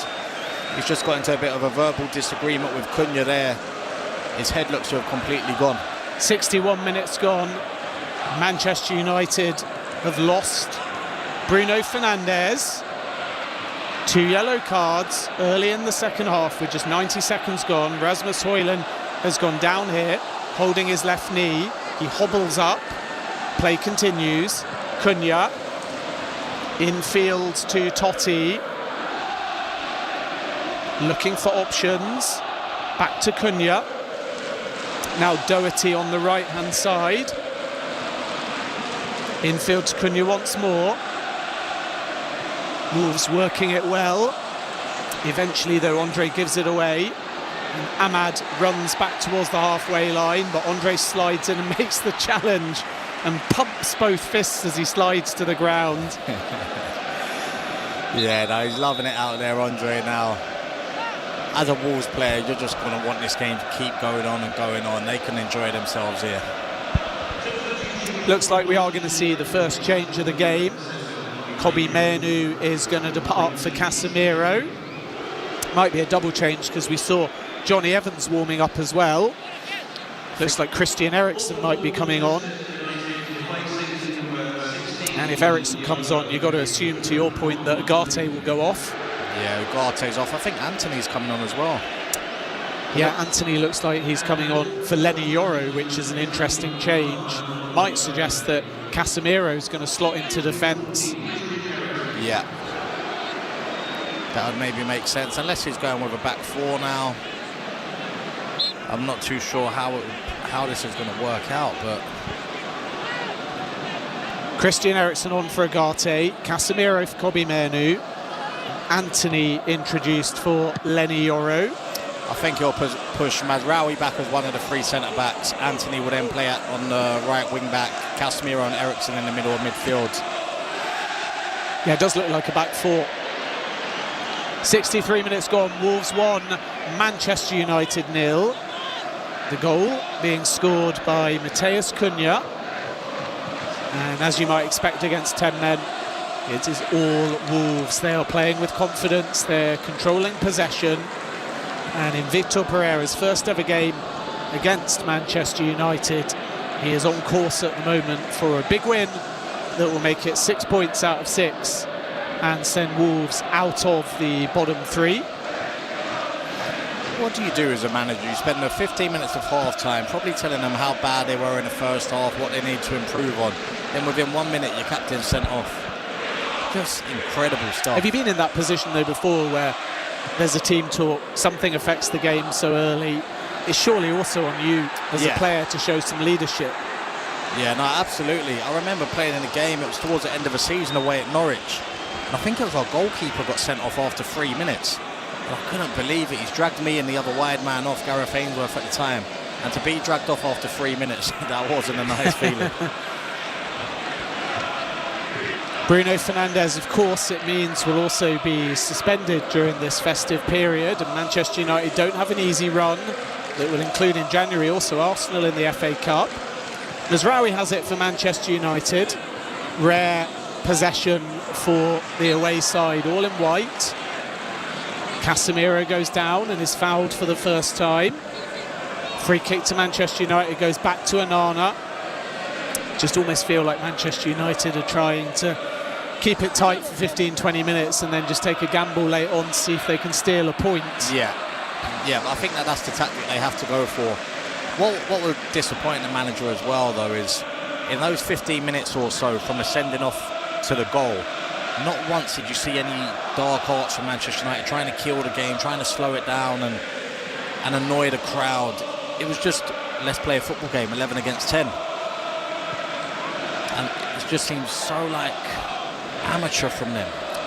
No response from Manchester United, who are closer to the bottom than they are the top. 66 minutes gone. It's Wolves 1, Manchester United 0. Ben Jacobs and Hogan Ephraim with you.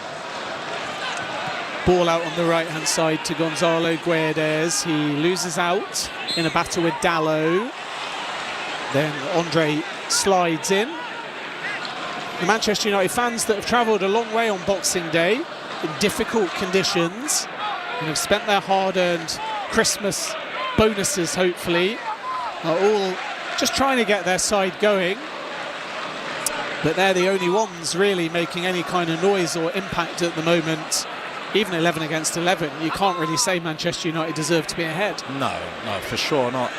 And now they've got to treat it similar to that game in Porto earlier in the season when they were 3-2 down and a man down, and they ended up getting a late equaliser through Harry Maguire through a set play.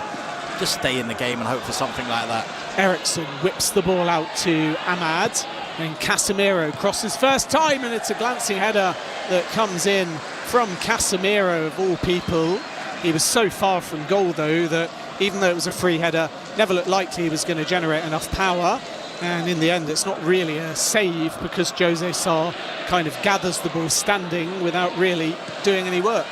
Yeah, they've had that opportunity twice today, one through Lisandro Martinez and then with Casemiro. Just no power on the headers. It looks like it's a decent angle, but no real threat to the goalkeeper. Wolves 1, Manchester United 0 on Premier League Live. Ben Jacobs and Hogan Ephraim with you. João Gomez has the ball out to the left-hand side, and René Nouri, who spins cleverly away from Mazraoui. Mazraoui briefly got his toe to it. Wolves pick it up again, then they give it away. Amad Diallo comes forwards down the right-hand side, gives himself too much work to do. Totti steps across well. Andre gathers for Wolves. Up into midfield, and João Gomez now down the left-hand side. It will be kept in play. Well worked down that left-hand side. Strand Larsen in space. The ball is fed to him. Unselfishly tried to put it across the face of goal. It was too close to Onana though. Bit of a waste. Yeah, we've seen some outstanding footwork from René Nouri, but he's got to be careful. I think he's going to get himself hurt soon. Mazraoui didn't look happy at all, and you just know when you're on the pitch when someone's taking an extra liberty or two because of the state of the game, and Nouri there was definitely in showboat mode. Manchester United with the ball on the far right-hand side. Anthony with his first mini run. He checks back. Wolves now with everyone behind the ball. They've got to be careful not to push too deep and allow Manchester United free possession in the final third. Anthony against Gomez, steps inside, tries a snapshot as well, and it's into the side netting. It's one of those where if you're a Man U fan on the far side, you might have thought that was in, but I think Jose Sarr had his near post covered and realised it was always going wide. Yeah, but not bad that from Anthony. He checks inside, and we know that once he gets on his left foot, he likes to get his shots away. Just drags it wider than near post. Sarr's always got that covered. But it just keeps them knowing that as long as it's 1-0, they've still got a chance of nicking something from the game. 69 minutes gone. Wolves 1, Manchester United 0. Premier League Live. Ben Jacobs and Hogan Ephraim with you. David Connolly, Tom Rennie picking things up after this one. Liverpool, the leaders, can go 6 clear as Strand Larsen is down on the deck. Harry Maguire is going to be penalised here. He's pleading his innocence. Strand Larsen saw that he could kind of get ahead of Maguire, and then it looked like Maguire's left arm just took a non-malicious swipe at Strand Larsen, and that will be a free kick to Wolves. Yeah, the Manchester United players starting to feel sorry for themselves now. They feel that everything's going against them, and they're just playing the blame game, if anything. Yeah, I mean, the biggest thing that's gone against Manchester United is the temperament of their skipper. Yeah, absolutely. And they're playing very lopsided now. It's as though Ruben Amorim's seen it as though we're not going to create anything down this left-hand side with Dalot out there naturally right-footed. So he's overloading the right-hand side with Anthony and Ahmad.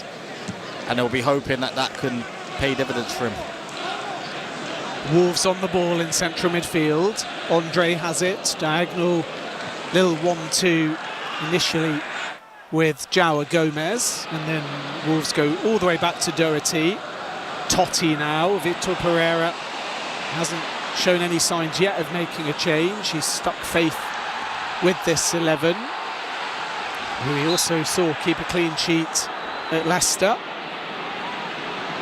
Strange, isn't it? Because under Gary O'Neill they weren't scoring and they were conceding a lot of goals, and now new manager. Yeah. Okay, they're up against 10 men, but they've had the quality to get ahead here. They kept a clean sheet in a difficult game, on paper at least, away at Leicester. Is that just players that were fractured suddenly pulling together under a new manager? Yeah, it's so weird. You just get this bounce, and the atmosphere around the training ground changes. Everyone's in a happier mood. Everyone so much more energetic suddenly. And they've taken that into the game today, even with 11 men each. They were going toe-to-toe with Manchester United. If not, they would have the better team. 19 minutes plus added time to go. Cunha feeds the ball to Nouri. He's got space. I think actually the ball to Gonzalo Guedes, which was a bit short, wouldn't have come to anything because Guedes looked offside. Interception anyway by Manchester United, and a throw-in. It's sort of irritating. I know it's just like a minor point to make, but in that situation, if the player's offside, because they keep the flag down, Man United make the interception, and Wolves get a throw-in. If the flag goes up decisively, it's Man United ball. Absolutely agree with you. Wolves take the throw-in. Andre goes backwards to Doherty. The first half with very little quality. Second half, Wolves have the advantage of the extra man. Cunha's Olympico, though, probably would have gone in 11 versus 11. It was that good. Yeah, and you do wonder if teams are seeing something with Manchester United's setup, because we've obviously seen Heung-min Son score one against Manchester United last week, and now it's happened again today. Wolves are going to make a double change here. Hwang and Tommy Doyle are going to be the players to come on. Looks like Gonzalo Guedes and João Gomez are the two that will depart. Gonzalo Guedes has worked very hard and won the ball in threatening areas. And João Gomez, the midfielder, the Wolves number 8, also departs. Interesting to see whether Hwang gets a little bit more starts in game time now he's fully fit under this manager, or whether there's a persistence with Strand Larsen. Yeah, now you would suspect Hwang would see a bit more game time. Good player on his day. And I think the manager's just been smart with João Gomez. He did pick up a yellow card, and the last thing Wolves want to do is equal this game out and go 10 men each. Heading towards the final 15 minutes on Premier League Live. Ben Jacobs and Hogan Ephraim with you. Not really even a whimper of a response by Manchester United. They have to find a way, really, of just getting set pieces, bodies into the box. Wolves are managing the game well with the extra man. Bruno Fernandes foolishly sent off. Given away here, though, by Wolves on the right-hand side. This is the kind of opportunity Manchester United need to capitalise on. Anthony just tried to go gung-ho himself, ran into trouble, and then a foul by Mazraoui on Nouri. And a bit like Bruno Fernandes, that was needlessly rash. Whether or not he gets booked remains to be seen, but no real need to foul Nouri when he was facing his back to goal, 80 yards from goal, and Wolves have a cheap free kick. He'll go for him again, Mazraoui. Honestly, he didn't like the showboating moments earlier, and there's obviously going to be that little rivalry, Algeria-Morocco there. But I just think that if he gets a chance, Mazraoui, he's really going to try and leave one on Nouri, so he has to be careful, protect himself. No booking. 15 minutes to go. Wolves 1, Manchester United 0. Sure that Victor Pereira would rather keep Nouri for the full game. That's where the damage is, isn't it? Mateus Cunha, Nouri, extra man, space, left-hand side, counter-attack, 2-0, game over. Exactly that. Wolves have been good down that side today. There's probably another reason why Amarim's decided to overload the right-hand side to protect that as well. Because if them two get playing and get linking up, then Manchester United are in big trouble.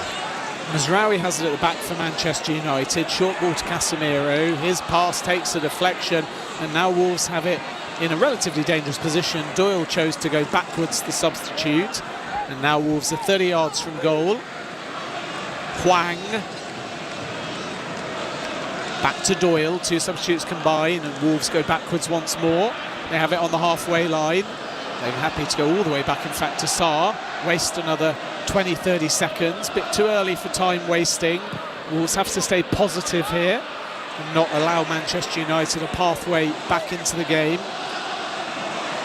Long ball forwards looking for Strand Larsen. He couldn't control it. Manchester United try and switch the play out to Ahmad. Ball is too short. Wolves pick it up again. Lovely incisive ball to Hwang. He's in space. runs towards the edge of the area, sets himself on the right foot, pokes it through to Strand Larsen. He's surely offside, still haven't seen a flag. Finally Strand Larsen, after his initial shot was saved, just passes it from the parried save from Onana into the back of the net, and now the flag goes up.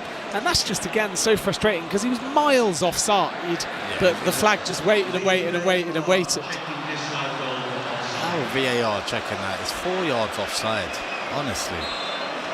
Protocol is so silly because you don't need VAR, you don't need the intervention, you don't need the second follow-up. Offside flag should go up before he even takes the first save shot, let alone the second one. Absolutely. And now it is confirmed to Molineux that Strand Larsen, who was a mile offside, is offside. All it does is just eat into seconds of the game unnecessarily, although Wolves probably happy enough with that. Yeah. 77 minutes gone. Wolves 1, Manchester United 0. 10-man Manchester United, as here's Aït-Nouri, Cunha, Doyle the substitute. And because Manchester United are not pressing, it's very easy at the moment for Wolves just to pass this ball around and try and manage out the game. There's players just sauntering around that midfield. Yeah. Not wanting to take a risk of shutting down a Wolves player. But it's allowing Wolves such easy possession all over the field. And now here is Andre out to the right-hand side, and Doherty, well-weighted ball to Hwang, gets there ahead of Lisandro Martinez. That was a really good ball, intended for Strand Larsen, who was at the back of the 6-yard area. Maguire stepped in and made a vital intervention. Now here's Doyle. It's just wave after wave of Wolves pressure.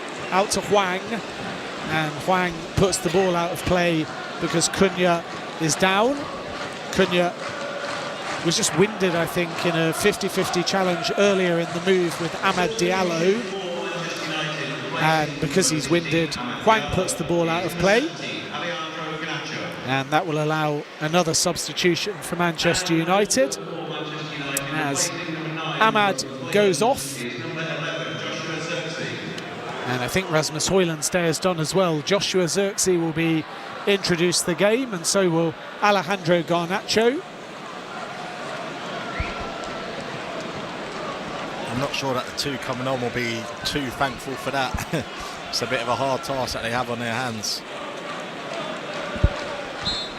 Hello to Benjamin Snyder, who says, loving all the Boxing Day football, listening to your brilliant call from Alabama, USA. 79 minutes gone at Molineux, and it is Wolves 1, Manchester United 0 on Premier League Live. Ben Jacobs and Hogan Ephraim with you. Wolves play a lovely long ball to Hwang. He controls it first time, just knocked it a bit too far in front of him, but that was a difficult ball to bring down. Dallo steps across and makes the interception. He finds Eriksson, first time looking for Garnacho. Sarr, though, quickly off his line to clear. And with 10 minutes remaining, really all Manchester United have beaten since they've been 10-man, trying to get back in the game as a long ball side. Yeah, and the long balls have been absolutely horrific. The only way they get back into this is by a Wolves mistake. And I'm seeing a little bit of Wolves' play which lets me know they can make a mistake. A few of them showboating a little bit too much, wanting to drift from positions and roam. And that's what Manchester United have got to hope for. Wolves are going to go to 17th if it stays like this on 15 points.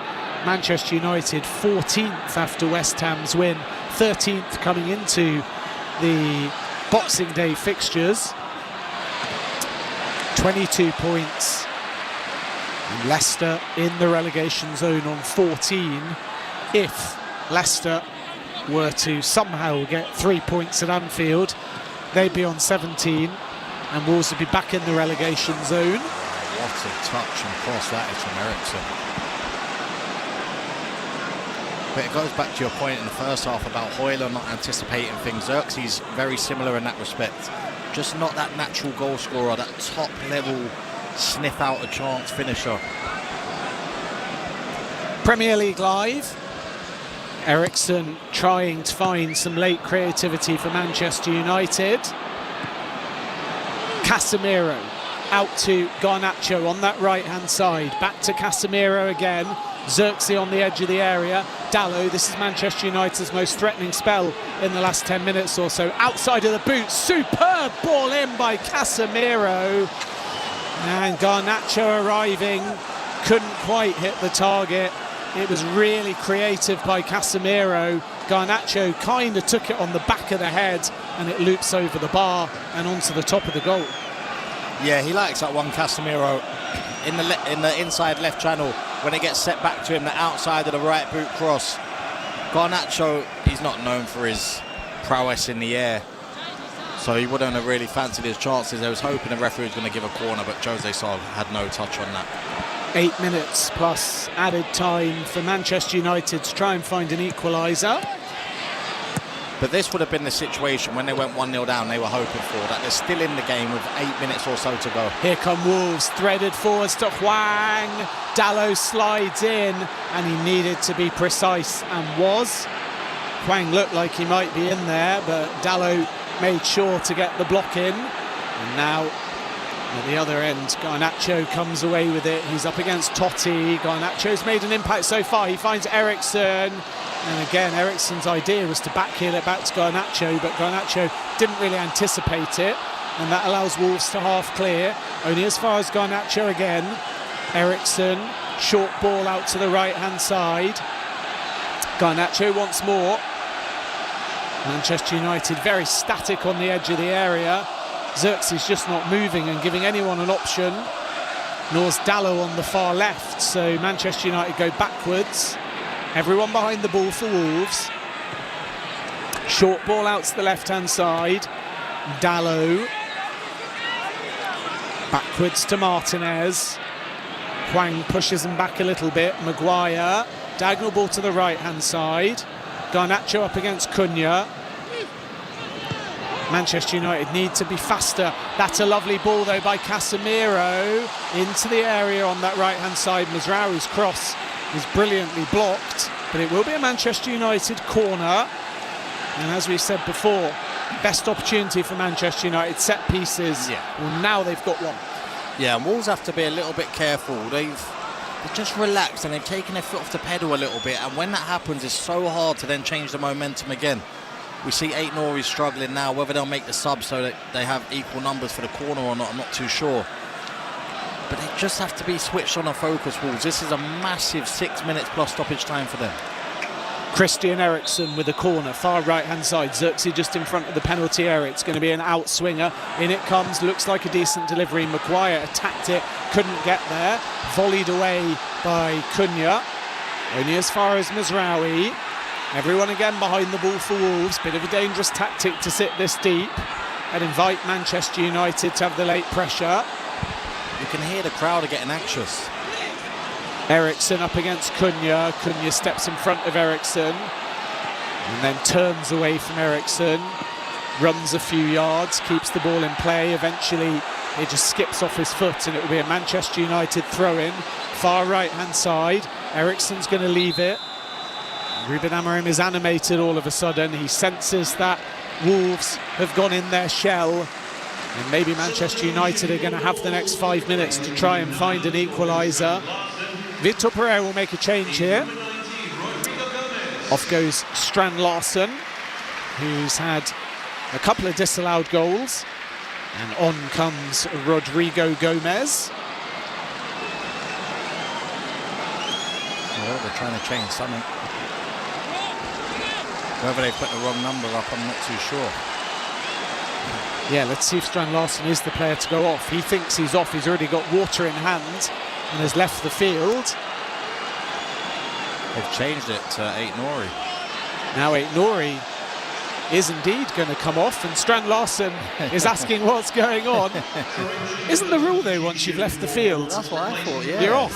I don't know if you can change this. Yeah, I'm not too sure what's happened there. You can see Aït-Nouri from the last corner was struggling. He's someone that always struggles with muscles or cramp injuries towards the end of games anyway. I mean, it makes more sense because Rodrigo Gomez can play wing back. Yeah, exactly.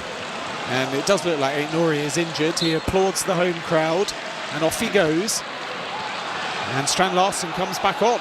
Manchester United take the throw in. Mazraoui, that's a super ball in. It's just over the head of Xerxes. Casemiro picks it up, loops it towards the back post. Strand Larsen dives in to get his body in the way. It falls again to Mazraoui. His shot is blocked from the edge of the area. Hwang comes away with it. A wild passage of play.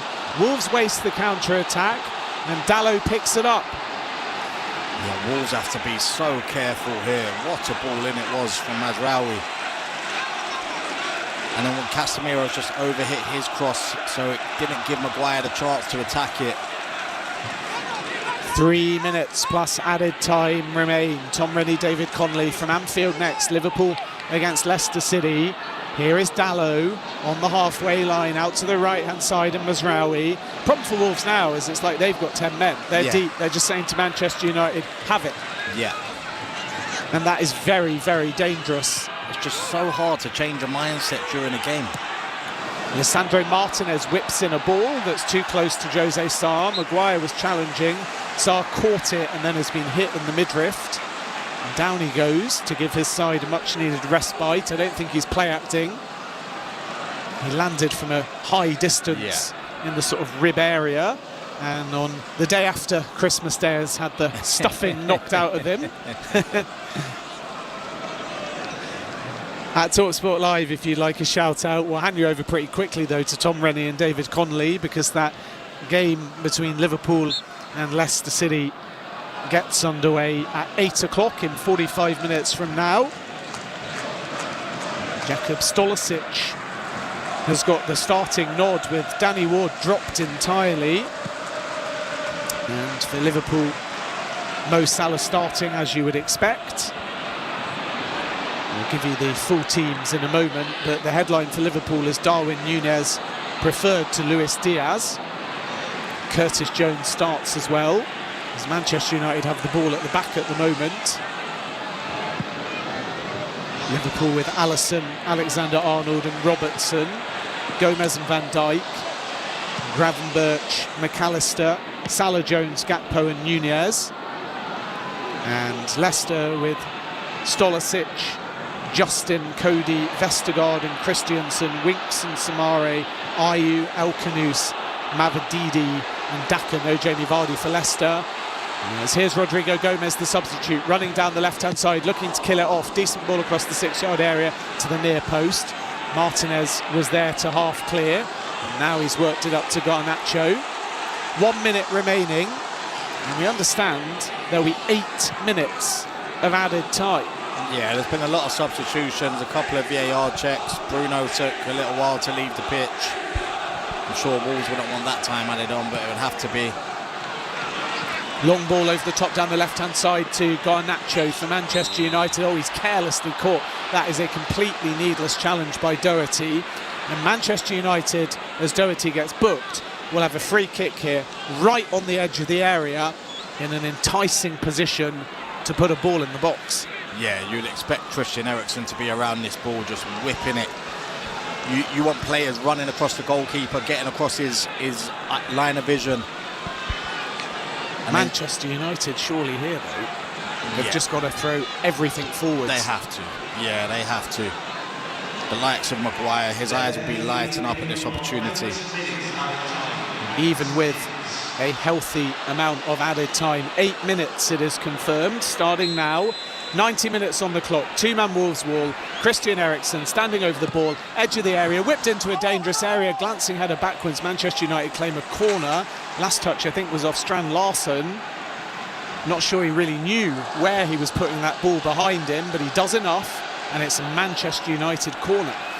Yeah, it was a half-decent delivery. It was just important they missed out the near-post man there, which they did.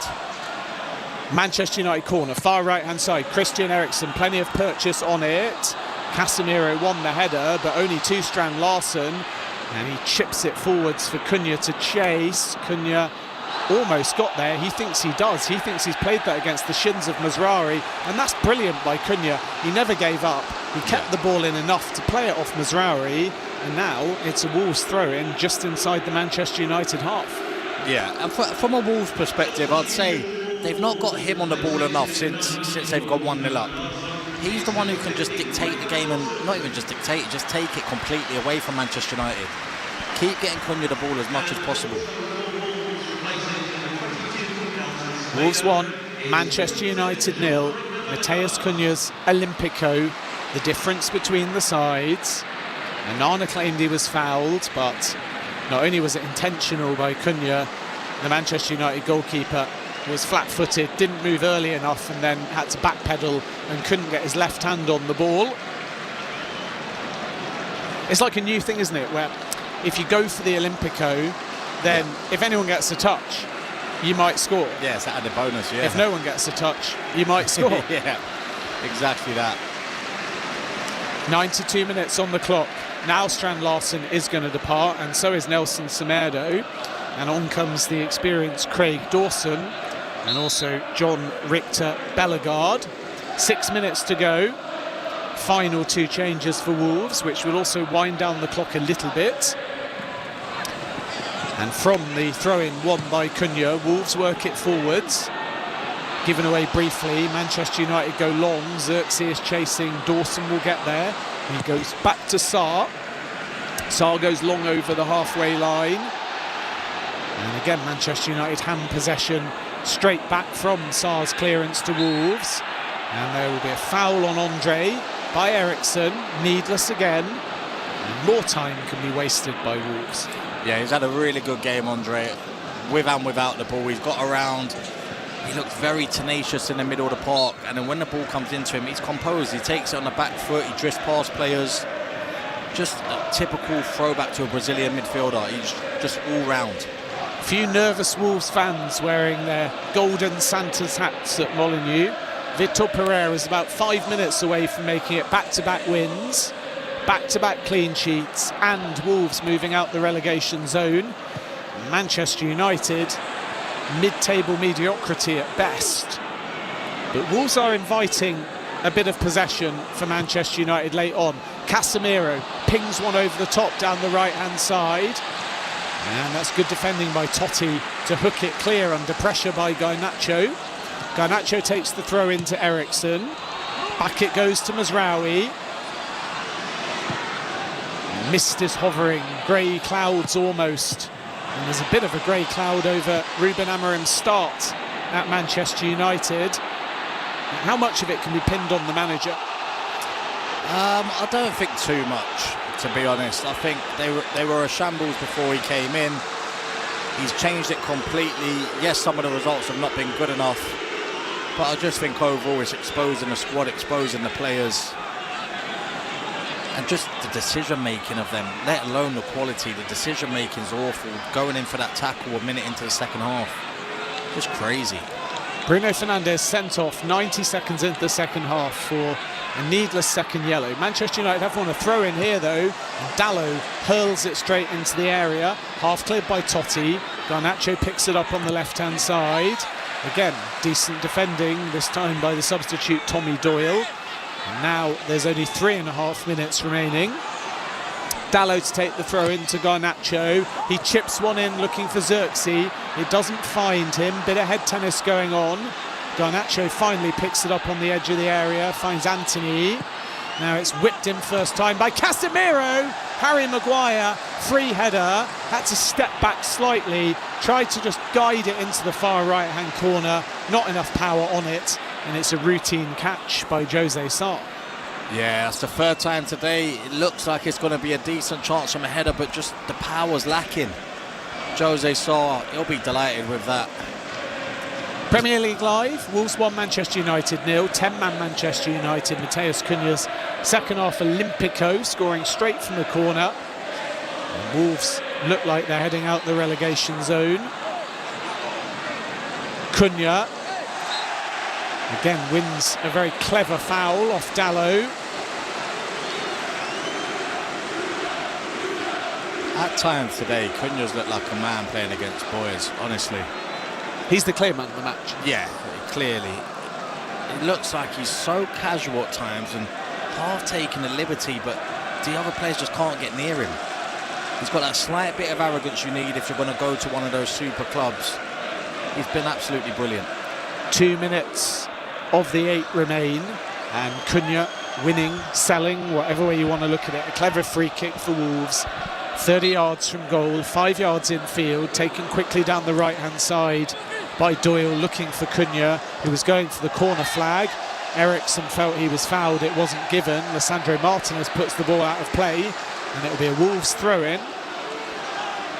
90 seconds remain, and Manchester United have to find a way to get the ball forwards. Yeah, Wolves shouldn't be letting this ball come out of the corner flag, to be honest. They should just be keeping hold of it. Get Cunha on the ball, use his strength, use his skill, waste time. It's only 1 minute and 10 seconds to go. There might be a little bit more added on because Wolves made a couple of substitutions, but... Cunha trying to keep it by the corner flag. Does well. It's worked back to Doyle.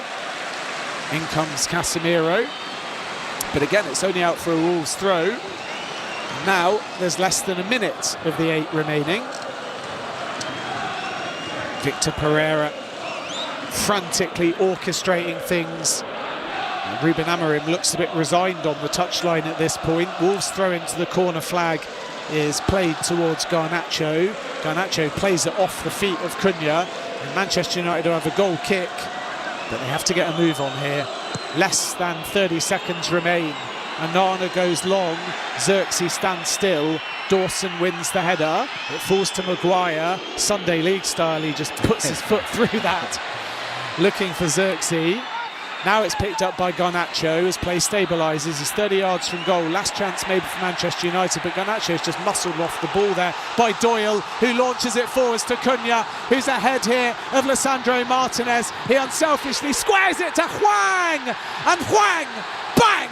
Thank you, ma'am! Wolves double their lead. Wolves move out the relegation zone. Cunha unselfish, and the substitute Hwang makes it a miserable Christmas for Manchester United. And for Victor Pereira, it is a Christmas miracle. Back-to-back wins, back-to-back clean sheets, and his side are out of the relegation zone. It is Wolves 2, Manchester United 0. Yeah, great breakaway that from Wolves. It is poor play from Garnacho. Cunha keeps himself onside by staying in his own half. And then when him and Hwang are through, you just know that Cunha's going to make the right decision. So unselfish to roll it across. He could have had a goal for himself with it's the last kick of the game, I'd presume. And then Hwang makes no mistakes. A great finish, emphatic that. Absolutely whips it into the roof of the net. And both players deserve credit because they realised if they just hesitated for the ball, they were still inside their own half, so no chance of being offside. Yeah, no, absolutely. Manchester United at that stage, they had to throw everybody forward.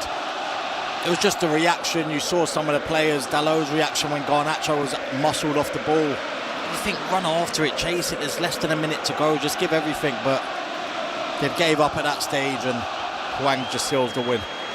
Wolves 2, Manchester United 0. Hwang the scorer.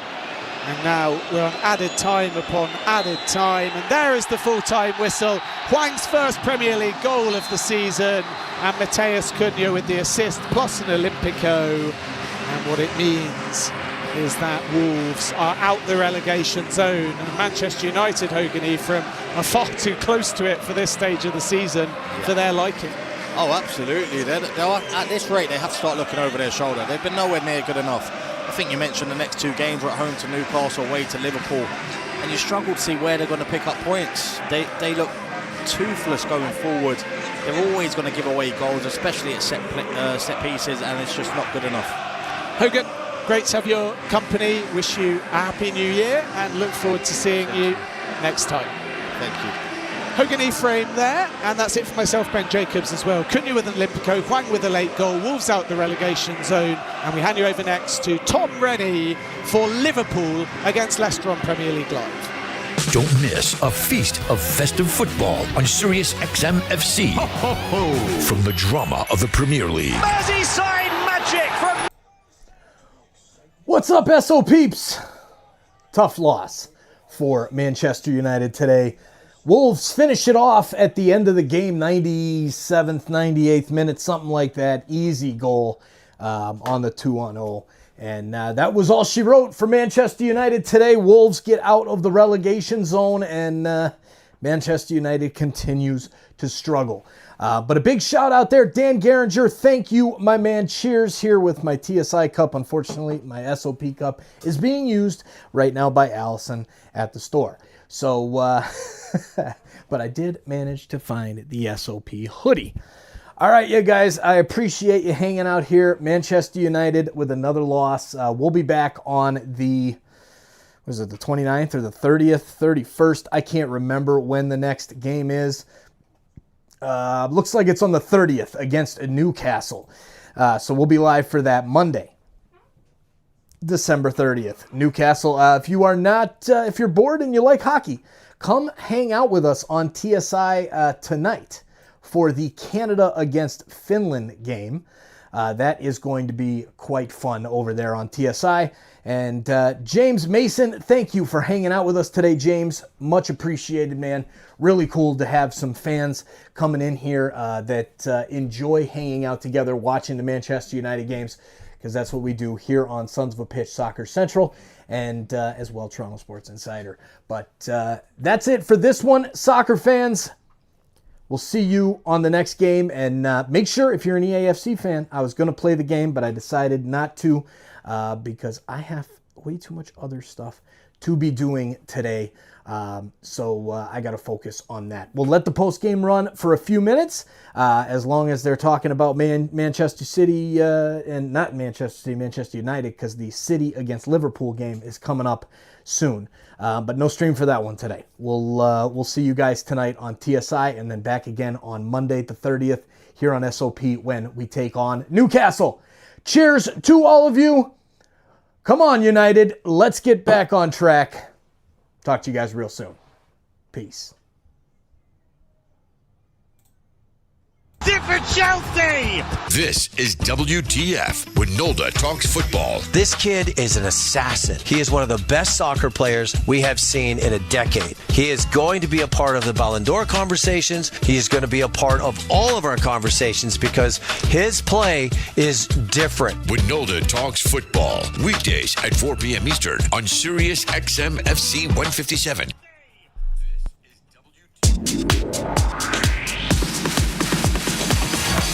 You're listening to Premier League Live with TalkSport. Inside the area, and he fires it low into the centre of the goal. We've got every kick of every game from the world's biggest and best football league. With the outside of his right foot, he found the corner. The goals, the drama, the excitement, the despair. Off the right, left foot, top corner. Left foot in turning effort. Oh, what a beautiful goal. It's all here on Premier League Live with TalkSport. You are listening to TalkSport's coverage of Liverpool against Leicester City from Anfield. I'm your host, Tom Rennie. Alongside me is the former West Ham United, Leicester City, Feyenoord and Republic of Ireland striker David Connolly. This is Premier League Live.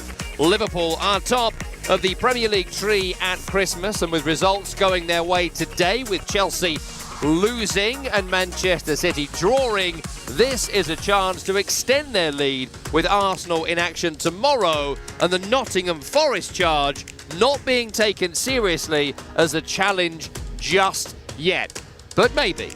This is the 21st time Liverpool have been top of the English top flight on Christmas Day. More than any other side, they have gone on to win the league on 11 of the previous 20 occasions. Manager Arne Slot has taken 39 points from his opening 16 Premier League matches as a manager, a figure bettered only by Antonio Conte and, weirdly, John Gregory in the last 30 years. Leicester City have won just one of their past 9 league matches. That was the smash and grab against West Ham United in Ruud van Nistelrooy's first game in charge. Since then, it's been a run of thrashings, including a damaging loss against Wolves last time out. The Foxes are at risk of losing 3 consecutive league games by a margin of at least 3 goals for the first time since 1958. Let's get to the team news, starting with Liverpool. They make a couple of changes from their last game. Dominic Szoboszlai and Diaz drop out of the team today. Curtis Jones getting the nod in central midfield today, making his 100th Premier League appearance. So, Alisson in goal across the back line, Andy Robertson, Virgil van Dijk the captain, Joe Gomez and Trent Alexander-Arnold, Alexis McAllister, Ryan Gravenberch in midfield, Cody Gakpo, the aforementioned Jones and Mo Salah, supporting Darwin Núñez, who is your man up front today. For Leicester, lots of injuries to contend with for Ruud van Nistelrooy. Jamie Vardy missing for this one. In terms of in goal, Mads Hermansen is out. So it means today a Premier League debut for Jakub Stolacic in goal today. The Polish goalkeeper who's played for Dunfermline and Hartlepool in recent years, has played for Leicester in both Cup and Championship, but not in the Premier League before, so he is in goal today. Danny Ward is the other goalkeeper, usually in the mix with Daniel Iverson as well, but it's Ward not in the matchday squad today, which we're a touch surprised by, but that's the story of it for Ruud van Nistelrooy tonight. Jakub Stolacic in goal. Across the back line, Victor Christensen, Yannick Vestergaard, Connor Cody the captain, and James Justin. Harry Winks comes into midfield replacing Skip. Alongside him, Boubakary Soumaré. Jordan Ayew is in the right wing slot. In the central role, Bilal El Khanous. And on the left, it's Steffi Mavadidi. And up front, Patson Daka replaces Jamie Vardy, as we mentioned, also out today as well. So plenty of changes to contend with for Ruud van Nistelrooy tonight in what feels like, well, there's uphill tasks. This one feels vertical for the away side tonight. We shall find out. Alongside me, it's only David Connolly. What a festive treat. Hi, mate. Merry Christmas to you and all the listeners. Yes, how are you doing? I'm doing very well. Merry Christmas. Are you allowed to say that now it's over? I don't know. I think Not so. Everyone out there knows what Boxing Day is. There's a St. Stephen's Day going on. They've got no idea. Yeah, exactly. Season's greetings, everybody. Yes, season's greetings. Tough night this for Leicester City. In the relegation zone after results earlier today. Wolves just beating Manchester United. Liverpool top of the table. How do you see it? Are we in for a 5, 6, 7 goal thrashing here? I mean, Leicester are struggling right now. Yeah, I mean, I think they are in for a very, very, very difficult game. You know, I think it was a huge gamble employing Ruud van Nistelrooy. I think he's had, in effect, one season as a head coach at PSV. You know, he has had a little bit of experience working in the youth and academy, working with Holland, but nonetheless, for a side in such a precarious position, and also, you know, obviously facing a mountain to stay, to climb, to stay in the league, going for such an untried manager was a bit of a, well, I think a huge gamble, not a bit of a gamble. I think he's got it all to do. I covered the game against West Ham, although they won. You know, they were very fortuitous, and, you know, they've really struggled in the last couple of games. So how he stops this slide, I don't know. Look, he's changed the goalkeeper. They've got it all to do tonight because, you know, Liverpool scored 6 the other day. This, you never know. This could be. Yeah, they could score even more than this at home. So, tough task for Leicester. So we were just chasing up why Danny Ward wasn't playing today. We think it might just be performance related, not a case of being injured or anything like that. That is the case for the usual goalkeeper Hermansen. They do have Daniel Iverson, who is an experienced goalkeeper. So it's interesting today. Jakub Stolacic, the goalkeeper, a 23-year-old Polish goalkeeper, first appearance this season for Leicester. Had been at the club during their time in the Championship. He's been loaned to the likes of Hartlepool and Fleetwood and Dunfermline. Premier League debut at Anfield. Yeah, exactly. I mean, but the concerning thing would be, Tom, this runs deeper than just, right, let's swap out Danny Ward, who only played half a game against Wolves. I don't know if you saw it, maybe listeners won't, but Ruud van Nistelrooy was asked after the Wolves game about the fans' reaction, because the fans basically turned on Danny Ward. And the reason is that in the season they got relegated, he obviously had a disastrous time in goal. £10 million signing, I think, that season. He was culpable for so many goals. The fans have had enough. Everyone at the club. Now, if you're an incoming manager, how do you not know that? He did not know that the fans would react like that to Danny Ward. He was oblivious to it, which is a really concerning thing if you're, you know, the incoming Leicester manager. I know everyone starts with a clean slate, but you have to know what's gone on before, right? Surely. Because now he's thrown him basically under the bus. And obviously he's not in the team. I'm not saying another goalkeeper would have done any better if there was a fit one against Wolves, but you just don't know. But I guess what I'm getting at is they've put a manager in place to keep him in the Premier League, in the division that is, you know, you make a couple $100 million a year. But it's like he doesn't really know what went before. He's not experienced enough. He doesn't know the league. He doesn't know the level. Doesn't know the players, the past history. I mean, that is a huge concern. You've got someone basically learning about the players on the job and learning about the league on the job. And a couple of games in charge at Man United as caretaker, to me, is not enough. No, dealing with injuries too as well. The list of players either unavailable tonight or on the bench like Otton Edouard but not fully fit is growing ever longer for Leicester City. In terms of Liverpool, it's been a pretty decent day for them to this point. Chelsea beaten by Fulham late on in that game. Arsenal not playing until tomorrow against Ipswich Town. Man City continue to struggle. The way it's looking at the moment, it's only Nottingham Forest that are going to challenge Liverpool for the Premier League title. It's all just falling in their lap, isn't it? They drop points and everyone else drop points. Yeah, exactly. So I think, there's been games this season maybe where Liverpool haven't played particularly well. There's a few games and, they've managed to grind out a result. Even say the Fulham one, down to 10 men, they ground out an important point. It does look like it is theirs to lose. I mean, I think Arne Slot has come in and had obviously a wonderful impact. No one foresaw Man City obviously falling off a cliff like they have with their form. But equally, no one really saw Chelsea being up there. So they're probably, I don't know if they've got the depth, Chelsea, really, to stay in the hunt. They were pretty disappointed. So I thought Fulham did pretty well, even if they'd have got a point in that game. I thought they were worthy of it. To me, it's Liverpool's to lose. Yeah, and worth noting as well, on top of that, they have a game in hand because the Merseyside derby was called off for the Storm as well. So not only are they clear currently by 4 points from Chelsea, they have 2 games in hand, including the game we're about to watch against Leicester City on Chelsea. And Nottingham Forest, by the way, third in the table right now before Arsenal play. Something we'll talk about as the show continues, because that is a story that's going understandably underreported to this point, but it could be a spectacular campaign for Nuno Espirito Santo. And, well, I want to say Tricky Trees, but I know that annoys them, but it's a new nickname, the Garibaldis. But our listeners, I don't know if they'd get that. Anyway, Forest, okay? What do you want from me? It's Boxing Day. Anyway, we're going to take a break. When we come back, we'll look back at the day that's unfolded so far. A wild old day. You're listening to Premier League Live.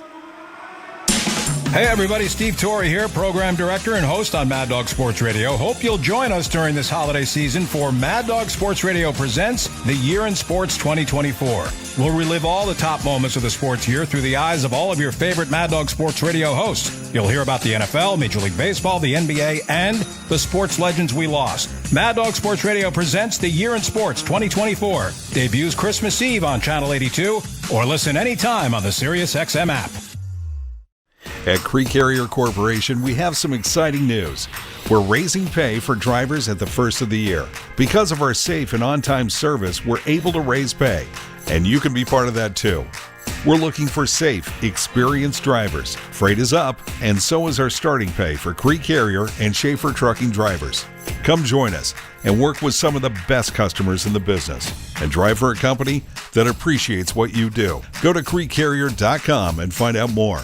This product is not intended to diagnose, treat, cure, or prevent any disease. The holidays are joyous, so why are you so stressed? Did you find out that your supplements are full of fillers like the rest? Big box brands cutting corners, but one brand stays true to you. Premier Research Labs is backed by thousands of 5-star reviews. Sleep, energy, and stress all go hand in hand. The Holiday Wellness Essentials Bundle supports all three and is 15% off plus free shipping at prlabs.com or on Amazon. Premier Research Labs.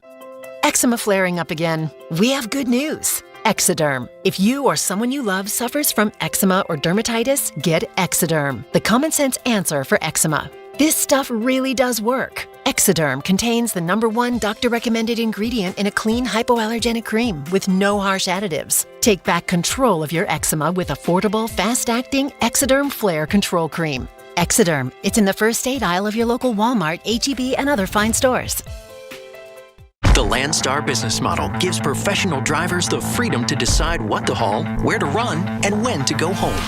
There's no forced dispatch at Landstar, so you call the shots. Plus, Landstar owner-operators get exclusive savings on fuel, tires, equipment, and more. Whether you specialize in van, flatbed, step deck, or heavy specialized, define success on your terms as an independent owner-operator leased to Landstar. Call Landstar today at 866-945-4954 or go to leasetolandstar.com. The Coaching Academy with Glenn Crooks. Sports psychologist Dan Abrahams. People underestimate the power of words. Ultimately, if you strip soccer back, it is just a bunch of actions. It's a bunch of technical, tactical and physical actions. So you take these action words, you help somebody strip their game back to a couple of action words, and then you want them to go out and execute in the style of those words. Language matters. The Coaching Academy, Tuesday at 7 p.m. Eastern on Sirius XM FC 157. It's Premier League Live on December 26th. The final game of 10 hours of live Premier League coverage today comes from Anfield, where Liverpool, the league leaders, are up against Leicester City. Headlines from the team news for Liverpool: Dominic Szoboszlai and Luis Diaz drop out. Curtis Jones today makes his 100th Premier League appearance. As for Leicester City, Jakub Stolarczyk is in goal today. Danny Ward out of the squad. No Hermansen as well. Daniel Iverson is on the bench. So goalkeeping woes today for Ruud van Nistelrooy. No Jamie Vardy in the matchday squad today as well. Up front, Patson Daka comes into the team. 3 changes in total for Ruud van Nistelrooy. We'll get back to this game shortly, but it's Boxing Day here in the UK today, and it's been goals, goals, goals all over the country. Rocco slips it through. There's Bernardo Silva, and it's gone in. Decore, edge of the box, into the box. Might come through for Njai. He scored. What a finish. Ilman Njai has lifted it into the net. Joel Linton to come forward then. Here he comes, 6 yards outside the area. Anthony Gordon shoots from distance, and we've got an early goal. And a wayward pass there from Joel Linton to capitalise on. Edge of the area, shoots. Oh, and it's a wonderful finish from the Brazilian. Forrest will bring it away. Gibbs White leading the charge again, as he so often does, eating up the grass in front of him, slid through to Elanga, wonderful ball, wonderful finish, 1-0 Nottingham Forest. Emerson to Alvarez, deep ball across looking for Souček, who pulled across the face of goal, a header, flicked on, turned in, it's 1-0! Cunha to put this right in towards the near post again. He goes for an Olympico, and he scored with an Olympico. Mateus Cunha has scored from a corner, and it goes from bad to worse for 10-man Manchester United. Cunha, best player on the park, entirely intentional. Onana's claiming he was fouled by the cluster of Wolves players, but I'm not having it. Neto's already been booked, referee allows it to play on. Header back across goal, and knocked in by Harry Wilson. And Fulham have their equaliser. Castagna, who goes racing away, through ball here by Wilson. Fulham have got players forward here. Castagna to Muniz. Oh, he scored! Oh my God! Rodrigo Muniz! My word! Where has that come from? Yeah, what a day. I hope John Howick's all right. Someone was squeezing him very tight there, I think, during that late goal. Anyway, today, if you missed the scorelines, Man City 1, Everton 1, Bournemouth 0, Crystal Palace 0, Chelsea 1, Fulham 2, Newcastle 3, Aston Villa 0. John Duran was sent off in that game. Nottingham Forest 1-0 against Tottenham Hotspur. West Ham winning 1-0 at Southampton, and Wolverhampton Wanderers 2-0 winners over Manchester United. Cunha and Hwang with the goals. Bruno Fernandes sent off in that game. David Connolly, you see most of the games today. Busy old day for trying to keep across what is happening, but I did want to start briefly with Nottingham Forest, just to ask a question on what is going on here, because like the last couple of years, our listeners will have got used to Forest being in relegation scraps, late survival, sacking their manager, coming in to save them. At this point of the season, halfway point to come this weekend, it's 18 games played. It's 34 points. They are only, as we speak, 5 off Liverpool, 1 off of Chelsea. They beat Tottenham today, beat Man United at Old Trafford, 2 weeks ago, whenever that was, recently. What's happening here? I mean, they haven't spent monstrous money on Brazil or whatever. Like, what's going on here? Yeah, I mean, well, they managed to sign the Serbia captain Milinkovic from Fiorentina, who's a great signing, only 12 mil, and he was an absolute steal. I think he was linked with lots of clubs, sort of a couple of a couple of seasons ago, Spurs and Man U, whatever. They've got beside him Murillo, who's outstanding, left-footed centre-back. Olaina, right-back's doing very, very well. So, they're very difficult to break down. The two holding midfield players in front of them, work their socks off. And then I guess the front part of the pitch is very talented as well. Elanga on one wing, Hudson-Odoi on the other.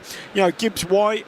I saw them at Brentford, and Gibbs-White was outstanding, and obviously Chris Wood is having a very, very good season. I mean, you put it all together, they've got a nice mix of pace on the break, when they defend deep and are hard to break down. They've got the pace of the wide men. They've got a bit of creativity with them as well in Gibbs-White, and they've got a centre forward who's really confident. He can hold it up. He can bully people. No one wants to play against Chris Wood, do they? I mean, no centre half. So they've got a nice mix, and that's great for Nuno to get one over, I guess, on a Tottenham team that got rid of him after 17 games. No chance they could be Premier League champions, is there? I doubt it, but I mean, for those that don't know about Nottingham Forest, obviously when I was younger, I'm sure when you were younger, Forest was a huge club. Yep. I mean, absolutely huge, one of the best in Europe. Well, they were European champions a couple of times. So, I mean, massive football club, a great following, and it's. For the neutral, it's nice to see them, doing well. I mean, years ago I nearly joined Forest, but they were absolutely struggling. The owner died, sadly, on his home gym, and they've really struggled for a lot of time because he was a Forest fan and an owner.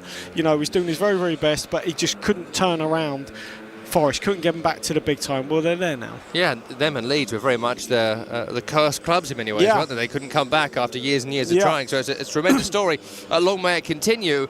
Not the same situation right now at Manchester City. 28 points in their 18 games today.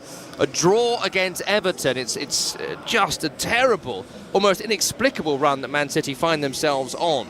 Let's hear from Pep Guardiola. Can he explain just what is happening and why they simply right now cannot win? You said, I think, in the build-up to the game that it was your job to get your team winning again. How difficult is that when you've got so many outfield players unavailable? We have to do it with the players that we have, and we performed that to win the game. It was well played. We could not get the result that we wanted, that I think we deserve it, but in football it's not about deserve or not deserve. You win or you don't win, and we could not do it again. What stopped you from being able to go on and win the game? Well, in football, always I try to. It's been played for many things. It's at the end of the game how many chances you had and how many you concede. There's a good average from my point of view. How is the team have done more than the other one? And today we did it, and against we didn't do it. Today we did it, and we have to accept that sometimes in the momentum that we have, sometimes happen. You didn't have Kevin De Bruyne from the start today. You decided to leave him on the bench. Is physically he 100% at this moment? If we would be 100%, we'll have play.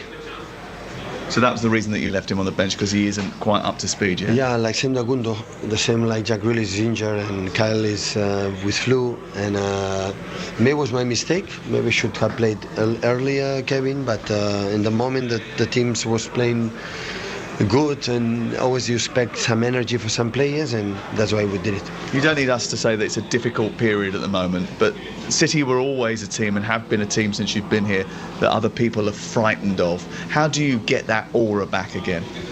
No, winning games, basically. When you play like today, winning games, the aura is back. But now we don't have to think about these kind of things, and have to think and recover and think the next game. Erling Haaland didn't score from the penalty spot. He's had a little bit of a barren period after what was a really good start to the season. Is that a confidence issue, or is it just the law of averages that at times he is going to go through spells like this? Of course the strikers need goals, but not just him. So wingers, we didn't score much this season, and attacking midfielders. So we're in a team like was create out of chances, score out of goals. We have an incredible record and scored 5 or more goals in the last years. So we are able, and now it's not about just the department. I said many times, it's easy for me to say, no, we lost for that reason, or the other one, or this player, or you never know when you win most of the times, and sometimes you never know when you lose. So when you lose, there are many factors, not just one. If it was one, it would be easy to analyze, and that's just to reduce this uncertainty and win the games. That's Pep Guardiola speaking with TalkSport earlier today. 1-1 draw with Everton, Erling Haaland missing a penalty at 1-1 in that match. And David Conley alongside me. Going into our match tonight, Liverpool, where you kind of expect Liverpool City, Liverpool them to be in a kind of push for the title. We're almost in a conversation now with the Man City going to be able to push for the Champions League, aren't we? I mean, it's going to be a battle for fourth. Yeah, I mean, let's rewind this, bring this back to Everton a little bit, right? Because I covered the Arsenal-Everton game for TalkSport International, and Everton were outstanding that day. Yeah, Mikalenko and Seamus Coleman were superb in the full-back areas, and the reason why, I think, is the Liverpool game was called off. That gave Sean Dyche a free run at prepping against how to play against Arsenal, right? Who had the Champions League in midweek. And when you've only got one game a week to prepare for, and if you're someone like Sean Dyche, who, you know, will drill them on the training ground, you know, out position, how to play, when we win it, counter, etc. You just know that they're going to deliver a performance. They did against Arsenal, and they had the same thing to do today against City, and they did it really, really well. I mean, I think they're even better when Brozier came on. They made it really, really difficult for Man City, and, you know, credit to them. So I don't think the Everton game was like an easy one. I think it was another sort of you have to doff your cap a little bit to the opposition and say, well, you know, Sean Dyche did another job on another top team here, and, you know, credit to them. But yeah, City are in a bit of a slump, very difficult. I am sure Erling Haaland is pulling his hair out because he wants Kevin De Bruyne to start, and I imagine he will be starting. When he came on, he looked nice and bright. He tried to conduct things and get them going or whatever. But yeah, they're in a difficult sort of slump at the minute. That's for sure. Fascinating answer there, wasn't it, about Kevin De Bruyne? If he was fit, he would have played longer. As blunt as that, and I just wonder how true that is, and the future for Kevin De Bruyne in the Premier League. He didn't look happy, did he? No, absolutely I mean, not. He very rarely, you know, and obviously players are very careful about, you know, how they convey